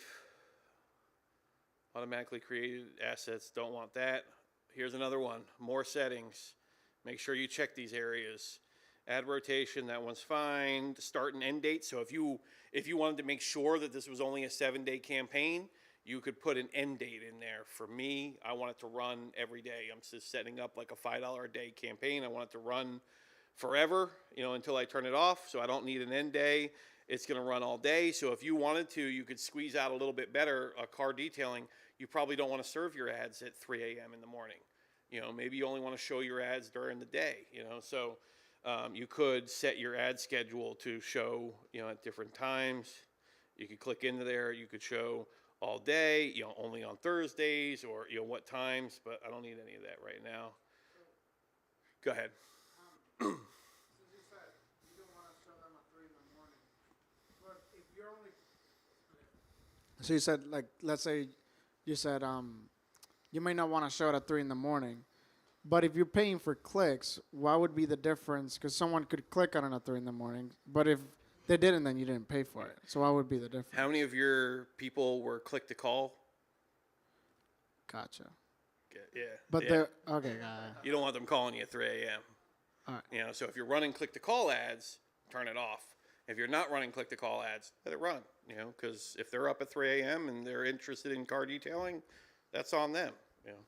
So for all of the local businesses here, when it comes to, I know obviously you're walking through the traffic campaign, but what would your advice be? Should if they wanted to get into, someone converting through a Book Now page or getting calls, what would you recommend? I like to turn them off from 11 p.m. to 6 a.m. Generally, most good things are not happening between 11 p.m. and 6 a.m., So it doesn't, I'm saving a little bit of money, I'm maybe getting better leads. I just like to turn mine off at night or turn them off on holidays, Sometimes I don't want it to run on Easter or something like that just because the fluctuations are very different, So you got to kind of know about your market, what is best for your market. Is your market better to run your ads at night, better to run them in the morning? You could test it, There's no perfect answer to that, but the best answer I could give you is turn them off from 11 p.m. to 6 a.m. Okay, back through the more settings here. Campaign URL options, you don't need that. Brand restrictions. Okay, so brand restrictions is if there were some brands, you wanted to, if you don't know what brands, then you wouldn't need this one. But if you wanted to make sure that certain brands were boycotted, they could not show up in your keywords, your searches, you'd want to make sure that that didn't show up there. Okay, so biggest lesson. This is just a wizard, it's just walking you through what you need. We want to get rid of the search network, get rid of the display, choose your country, your location, make sure it's set to presence, not presence and interest, choose your language. This one we don't need. Set it to observation. Make sure you check any of those drop downs, those secret areas, and then we're going to keep going. Sorry, quick question. So for presence or interest, could it also that be a good thing based on the service you're selling or like based on your Yeah, so if you're selling Baltimore Oriole sports gear, then I would want it on presence and interest because somebody in Washington might like the Baltimore Orioles or Florida or something like that. So there are some times when that's good, but if you're a local shop, generally that you don't want that. Yeah, that's why it's so important to do that lean canvas and the empathy map and the Q to really know your customer and your location, because as you're filling these things out, you're going to go back to those documents to know what do I got to put in here. Okay, all right, keyword suggestions. So because I put in my website and because AI is a thing now, it's auto added keywords in here. But again, Google's job is to try and get you to spend more money, and it's doing a halfway decent job. Like, these are not bad keywords, but I probably don't need to advertise on blog ideas or blog site or, some of these, right? So there's really, what I want to do is I just wanted that one keyword, AI writing. So here's another thing, okay? Really important to know a couple concepts called broad match, phrase match, exact match. The thing to write down is you want phrase match, you don't want broad match. So if I were to type, if I'm targeting the keyword AI writing tools, broad match means Google can use AI, It can use AI writing. It could use writing tools. It could use AI tools. So it can use whatever combination of those keywords. But if I put 2 quotation marks, so if I just put them in here like this, quotation mark AI writing tool, and then quotation mark AI writing tools, those are separate keywords. Any plural is a separate keyword. So by putting quotation marks around it, now it has to use that phrase exactly as it's written.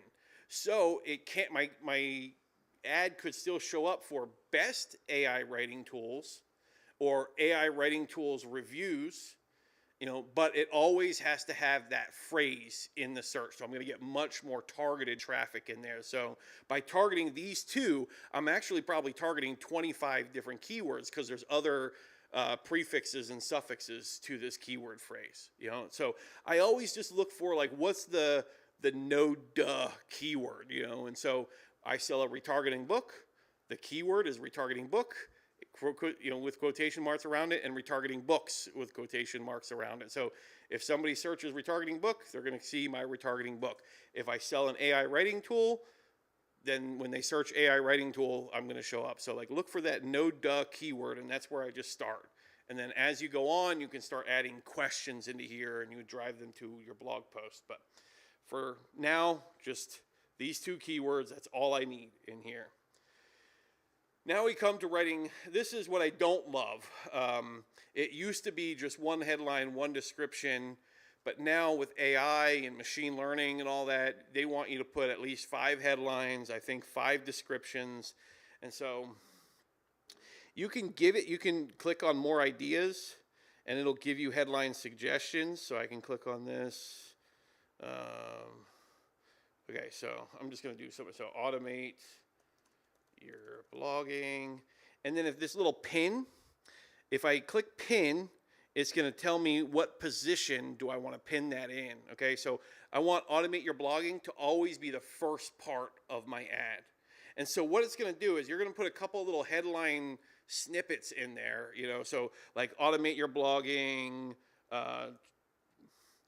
watch free demo is another one, AI writing tool, so just some snippets. And then if we scroll back up here, it's going to show me examples, and it's showing you how it's putting those keywords together. Automate your blogging, get started today, automate your blogging, watch free demo. So it's adding those. And so what they're doing is they're split testing lots of different headlines for you to help you find which one's actually working. And so it's actually better for you. It's just a little bit annoying. So they had get started today, AI writing tool. So I'll put another one in here. Write 2,000 words a day. Okay. So you need at least 5, otherwise they'll kind of be fussy and they'll tell you need more. They have this ad strength thing.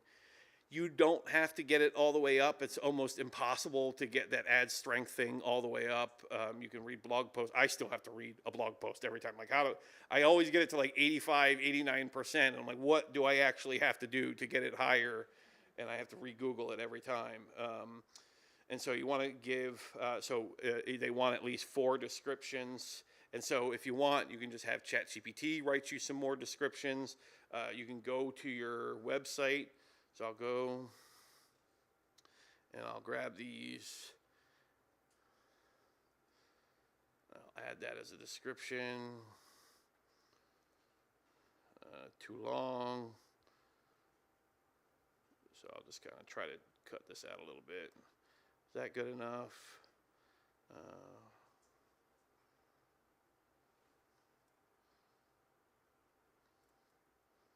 Okay.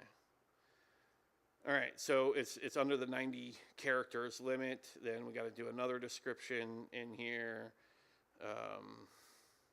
I'm just going to type something crazy here. Please buy my AI writing tool today. Don't actually do that, but I'm just trying to get done.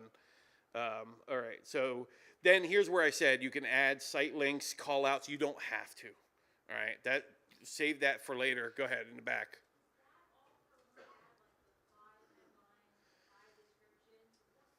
Yeah, so it used to be you'd just write one headline, one description, and you have your link, and that's all it was, and then you'd write other ads. But now what they have you do is they have you write a bunch of headlines, a bunch of descriptions, and they just mess them around, rotate them, and they're split testing to see what works best. So they're doing what we should have been doing, but like most people didn't know to do that, and so now they've just built that into the program to make sure everybody is testing lots of headlines and stuff like that. So go ahead.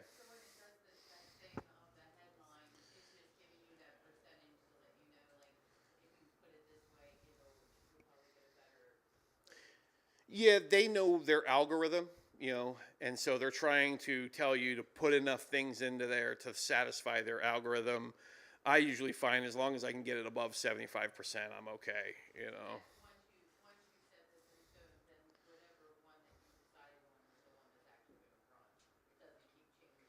No, it will keep changing. The only one that won't change is that one that I pinned to make, because that's like my brand phrase, automate your blogging. So I pinned that one to the front, so that's always going to be the first words of my ad. But because there's a bunch of different headlines and descriptions, it's going to move all that around. Google's testing moon phases, times of day, holidays, locations. They're testing all kinds of things. They're trying to help you, but it's just a little frustrating to have to do all of this. But it is this one part is actually for our benefit.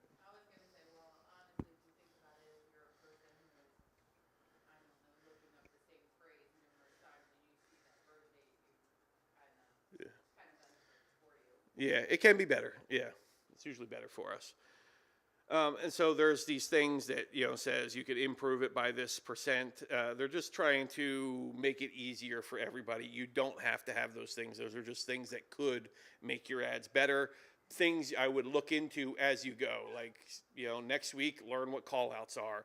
The week after that, learn what site link extensions are, because you'll make your ads better as you go. But this is all you need to get started. All right, we're going to hit next. It's telling us, it's recommending a budget. It's telling us about how many clicks we can get for that budget. If you choose anything other than it's recommended, it's going to be like, oh, warning, don't do that. You don't have to. They're trying to get you to spend more money. And so you can set a custom budget. If I want to do $5 a day, so this is what you want to spend each day. So I'm just going to put $5. It's going to tell me that's too low, whatever. Go ahead. I was wondering, for the headlines and the descriptions, is Google Ads, are they very particular as far as like making claims and then not running your ad because you made? Yeah, they're the original pain in the butts about writing claims. And, legally, you should never write claims. And in fact, what I've done, because I've gone through this thing over and over the years, it's actually better for you to turn your claims into stories. So instead of how you can lose 20 pounds in 20 days, that's a claim, you can say how Sally lost 20 pounds in 20 days. It's almost more compelling to tell a story, and you're still saying the same thing. But what they want to make sure is they want to make sure that you're not, if you make a claim, you're actually a legal liability for Google, because when the person looks for somebody to sue, they don't know who you are. They don't know if you got money, but they know Google's got money. And so because you did something wrong, they're going to try and sue Google, because they're like, why did Google try to help them? And so it's just about you becoming a liability for them. So just turn your claims into stories, works even better, and then you have no problem. Yeah. Just make sure your stories are real. Question. Isn't there like a workaround with that? Like, can Google put in that terms and condition that you can't sue us based on what somebody else said or something like that? Or is that like... They could, but they still got to swat everybody away. There's millions of us and one of them. So it's a pain in the butt. Like the person that wrote it, like, can they? They could. Again, I'm not a lawyer, so I don't know how that works.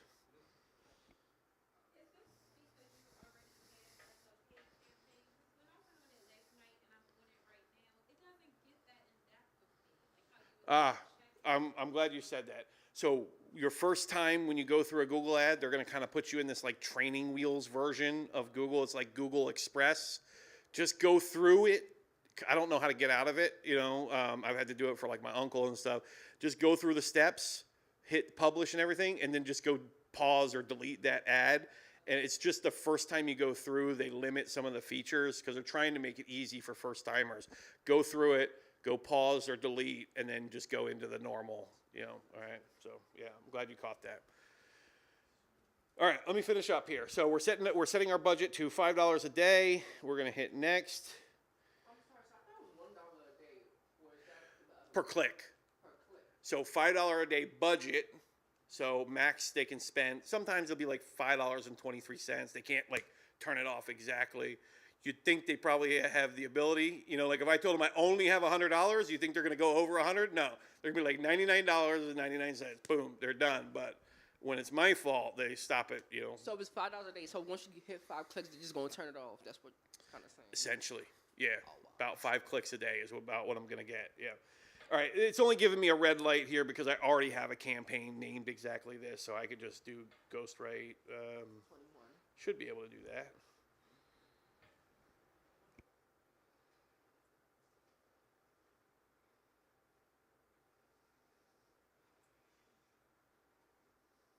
Okay. All right, so it's just, letting me review everything, search, website traffic. The goal is, these are my goals, maximize clicks. All right, I went super fast through this. There are great YouTube videos that are like 45 minutes long. They go step by step. They explain every button. I'm live right now. I'm trying to go as fast as I can through this. So then what I would do is I would hit publish campaign. I'm not going to do that because I just kind of made a fake example campaign. And so if I just go back, they're going to kind of scream at me and tell me you have a campaign that's not finished yet, and I'll just delete that later, save for later. Okay, so that was how to create a Google ad, all right? So a little complicated, but like I said, there's extremely thorough examples on YouTube that you can follow button by button. I built an entire company called Ad Skills where this is what we did, is we showed you button by button for every single ad network. I'm minority owner of that. I sold that company. I'm doing something different now, but just to let you know, there's plenty of support out there. So open up one of those tutorials, go button by button, pause, play, go through this, or you can just hire somebody on Fiverr. It's like between $50 to $75. They'll just set all this up for you. So all the Fiverr recommendations I've made for you, all the tools, if you were to count them all up, it comes up to about $500. Which is a little expensive, but if you think about it, for $500, you can start an entire business. You're getting your website built, you're getting all the tools, you're getting Fiverr people to set everything up for you. So a $500 startup cost is pretty decent. So if you can put together $500, you don't need to, because I showed you free ways to do a lot of this stuff. So you don't need to do that. You can learn, you can do it yourself. So if you don't have the 500, you can still do it. But if you can save up $500, you're going to make your life really easy. You're going to get the best tools. You're going to have other people set it up for you. It's going to be all done right, and ready to go. Okay, I think that is the end. Let me see if I have one more here. No.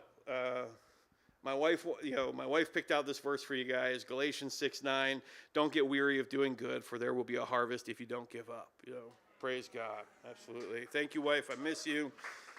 Any questions? Thank you for the applause. Is there any? Yeah, we got questions in the back over there.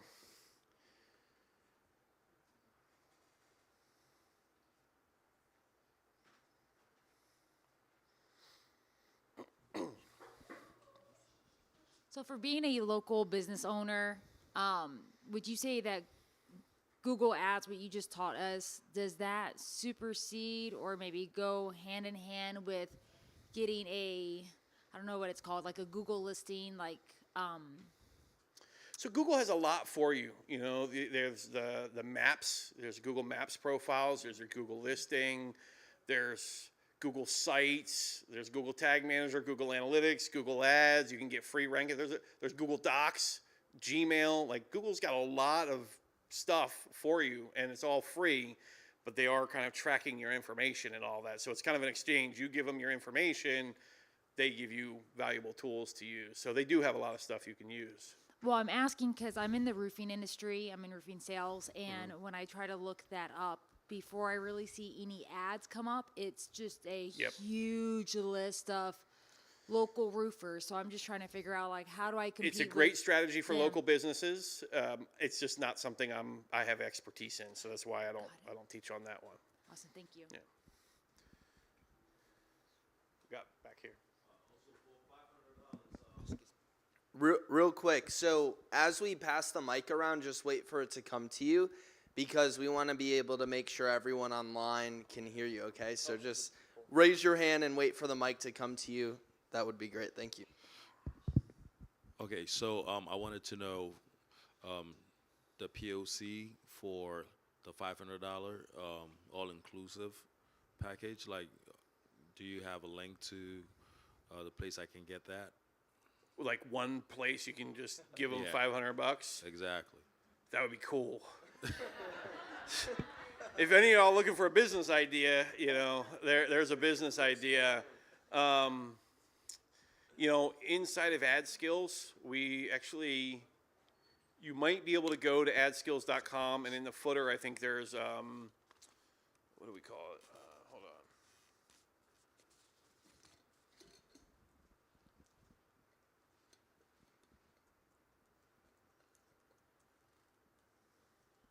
Hire, yeah. So if you go to AdSkills, hire AdSkills Matchmaker, please go to the right place. Yes, okay.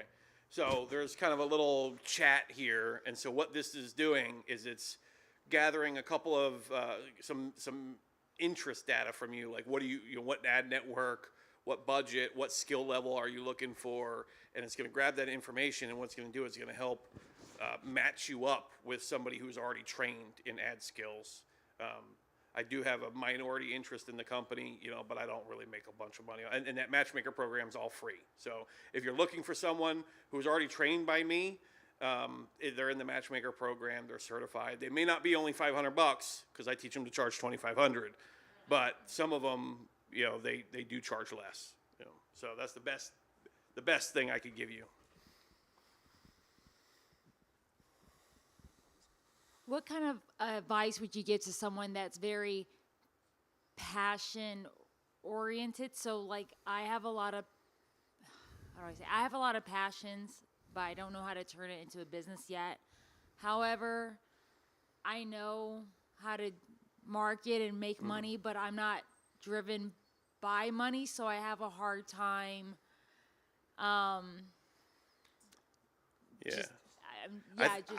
honestly, I'm just, I'm not saying this is God or anything, but I think that's what the enemy does to us, right? We start getting some skills, and then he starts distracting us.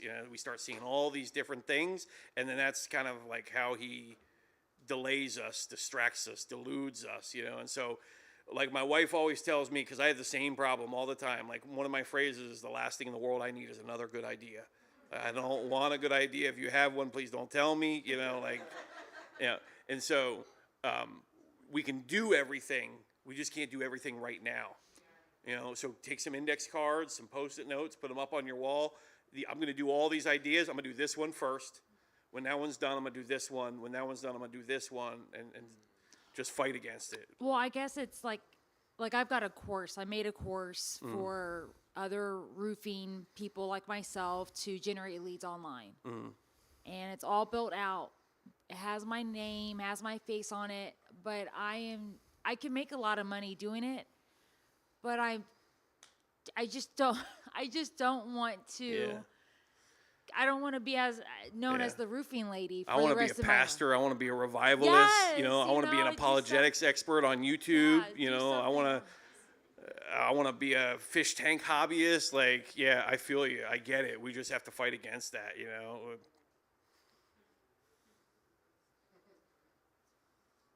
We got some right here. Go ahead. Oh yeah, Mike. Here we go. Okay, so I've been listening to you tonight, and I wasn't here last night, but I listened online for the last hour. All this stuff is way over my mature head. So I have a business for 7.5 years. I do body contouring and weight loss, and I've done Facebook ads for years, and I pay somebody dearly, and it's gone well, but now I need to do something else. I can't do all this. I'm going to have to hire somebody to Yeah. help me. So there are, there are other marketplaces other than Fiverr. There's marketplaces like Upwork.com, and where you could hire someone to do more longer term stuff. Fiverr is usually like a one-off job, but Upwork.com, you would find more people. We have that matchmaker program. One trick I would tell you, it's a little bit more expensive, but if you can hire 2 agencies at the same time and let them know that we have 2 agencies, you're going to have your different lanes. One's on Facebook, one's on Google or something like that. But being able to say, hey, our Facebook guys are doing pretty well. They're getting us leads for this price, kind of keeps everybody in check. They start kind of competing against each other. Yeah. They don't want to get fired. They don't want this person to steal their money or whatever. And so hiring 2, it's a little bit more expensive, but they'll work so much better, and you'll get actually more efficient spend out of it. Yeah. You know? I mean, it seems like I need to go the Google ad route. I mean, the Facebook guys, it's working, but it's not working right now like it should. One other thing I would tell you, and sorry to any of my agency guys who are watching this, but like after 6 months, a lot of guys start a lot of the work comes up front. We got to make the landing pages, we got to write the ads, we got to split test the ads, we got to set up all the tracking. A lot of the work happens in the first couple of months, and then as time goes on, it's very easy for them. They're mostly just checking on things, and then they have other clients, and so they start forgetting about you a little bit more, and they're working on their new clients. It's wrong. They shouldn't be doing that. So I find kind of hiring a new agency every 6 months helps kind of freshen things up. It's like this guy takes it this far, then you hire another agency, they take it this far. It's unfortunate. It shouldn't be that way, but it's just kind of how humans are. We sometimes trail off a little bit. So Okay. I hope that's better for you. It's a little overwhelming. But okay. I'm sorry. Yeah, go ahead. She had a question. I was just going to ask, so yesterday you mentioned the different key metrics that we should use, click-through rate and stuff like that. So once we set that up with Google Analytics, and then we start creating the ads, and then we need to adjust based on the results of what we're getting. So what we would add more money to certain ads, eliminate certain ads, but Yeah. So I start out with $5 a day. I've been doing this for years, spent millions of dollars. I still start all mine out $5 a day, and I let them earn their money. It's either working, so it's like I'm tracking it to see, okay, I spent $5, but because I'm using Google Analytics, I know how many sales I'm getting from that, and then I can see, did I make $10? If I spent $5, I want to make at least 10. If I didn't, then that thing doesn't get to spend more money. But if I spent $5 and I made 10, I'm gonna start spending 10, see if I make 20. If I made 20, I'm gonna put 20 in there and see if I make 40. And I usually top about around $50 to $100 a day. I like to have lots of little campaigns, not one big mega campaign. okay. And then rule of thumb is like if you have 4 different products, would you make 4 different ads Yes. to kind of target? Okay. Yeah. And then when you were saying like, Start with one. Start with your best one. okay, Get that thing rocking. Then do another one. Get that thing rocking. Then do another one. Don't do all 4 to start. okay, Yeah. because it's gonna be overwhelming. Yeah. And lastly, when you were saying like get your 15 keywords, that wouldn't go into that first ad, or would it? Because I know you just put 2 in there at first. Yeah, so you're getting 10 to 20 keywords because you're going to start different. I made one ad group. So there's a campaign, which is for the product. Then there's ad groups. So it's for this keyword. So it's AI writing tools. And then it might be, let me give you a better example. So backyard chickens, then it might be chicken coops, then it might be chicken feed. So each of those are different ad groups. Basically, every time you're going to have a different landing page, you're going to have a different ad group. Okay. So each blog post, so programmatic advertising explained, that's a keyword and a landing page, but it's not ad skills. So I'm going to have one that's an ad group for ad skills, one that's an ad group for programmatic advertising explained, one for Google Ads basics. So does that make Okay. sense? Yes. Okay. Thank you. You good? Okay. All right. We got purple shirt and then back in the back.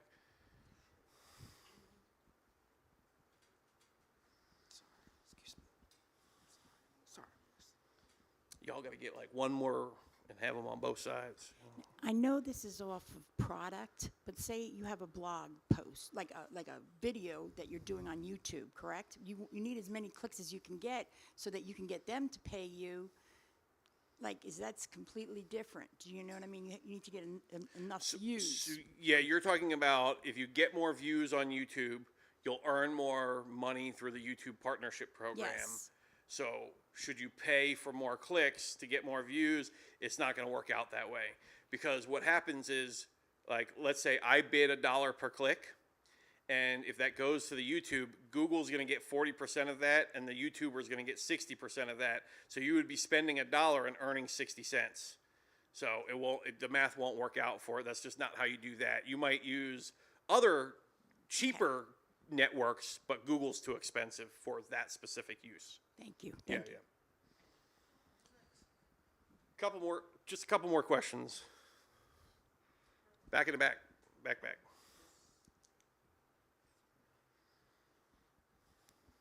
So with the great marketing slide, I see the retargeting. It looks like Facebook ad, and I know you made mention about boosting. Is that good enough for Facebook to pick that up because of that Google tag, or do we have to actually hook the Facebook pixel up and go through Facebook Business Manager to really get that retargeting that you were talking about? Right. So all you really need to do is boost it. Just boost. There's going to be another expert who's going to be in the comments in the YouTube video and blast me, but I'm right, he's wrong. We're both right, to be honest. You doing it through the ads manager, you have more controls, you have more buttons and levers and things you can do, and so that's the right way to do it. But that's really hard to explain. So boosting, you get 85% of the results that you would get. It's good enough. I use it personally all the time. When I want to get the best result, I go into Facebook Ads Manager, but I usually start all mine out as a boost. If it's doing good, then I might go into Ads Manager and get down with it. And you're still able to track all the metrics and stuff that way? It's going to track everything. It's going to be it'll actually show up in your Ads Manager. It's going to be a normal ad campaign, but they kind of charge you a little bit of a convenience tax. It might be, if you were normally paying 35 cents per click, you might be paying 48 cents per click. So you pay a little bit more because of the convenience, and they're kind of getting away with it. So, but it's worth it because it's easier. Take my 12 cents. Okay, I think we're good. Oh, we got one more over here. So the one that you are showing were like website links. If you have an Amazon product, should we put the product link for the Google ads or use Amazon ads? If you have Amazon products, it's better to use Amazon ads. Amazon actually buys a lot of Google ads. They're one of the largest Google ad spenders. So if your product is doing well enough, they will actually buy Google ads on your behalf. So if you have Amazon ads, I would just stick to the Amazon ad platform. It's just a lot better to do it that way. I can do one more if we got one more question. I thought I saw a hand. Go ahead. Just my pipes are starting to. What I spoke to you about yesterday. Yes. Should I wait until? Yeah, let's wait to talk about that. Yeah. She had an opportunity she wanted me to look into. Okay, thank you so much. Let me pray us out here. All right. Heavenly Father, thank you so much that we get to pray to you. Thank you so much that you hear us, even more so that you answer us, Lord. So what we ask right now is that all this wisdom would stick in. We're overwhelmed. Our brains feel like sponges, but you have the power to give us dreams, to give us retention, to bring YouTube videos to us, to bring other experts to us, and so that we can just take all this in, Lord. You put us all here for a purpose. Let it be. Let your will be done on earth as it is in heaven. In Jesus' name, amen. Thanks, well, praise the Lord. Few things before we release you. Number one, don't forget tomorrow, 6 a.m., we have prayer, so encourage you guys to join us for that. And then number two, I know a lot of you asked for the worksheets that were filled out as examples yesterday, so they're over there on the table if you did not grab anything. And then thirdly, we have Bethel here. Bethel, can you stand up? Give her a hand clap. So she's the admin of Kingdom Business, for those of you who don't know. If you have not given your email or name, I believe they could do that on the iPads. Is that correct? On the sheets. Okay. There's a sheet, I'm assuming, at that back table over there. And so if you have not given us your email, go ahead and enter it on the sheet, because we will be sending you other resources and updating you. Yeah, we'll send you the slides to your email, so it's very important. We have your email if you want to get the slides of all the teachings these last few days. Make sure we get your email, and then it might take, a week or two to get that over to you, because we're setting up a new email tool to get stuff to your email. So with that being said, pray that you guys take this, implement it into your business, and like Justin was saying yesterday, if you just do those 4 things, that's all you need to do. I mean, I paid $38,000 for a single program, a little less than a year ago. And what he taught yesterday, that program didn't even teach me. And so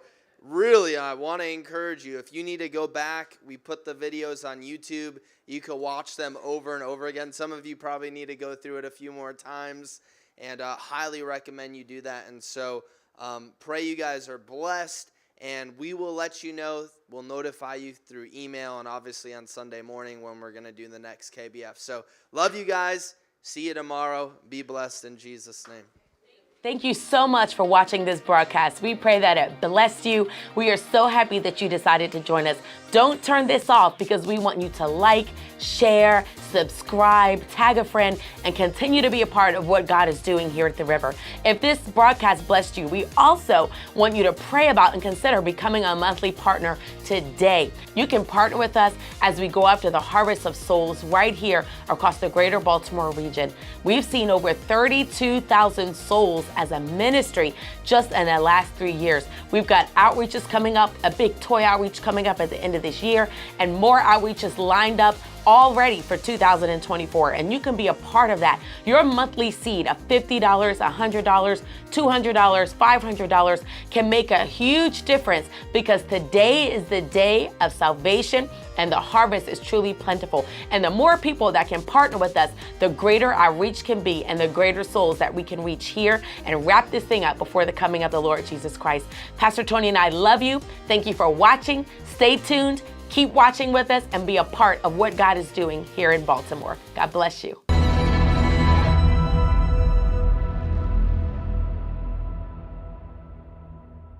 We need to move with the Spirit. Massive things, historical acts, crusades all over the world.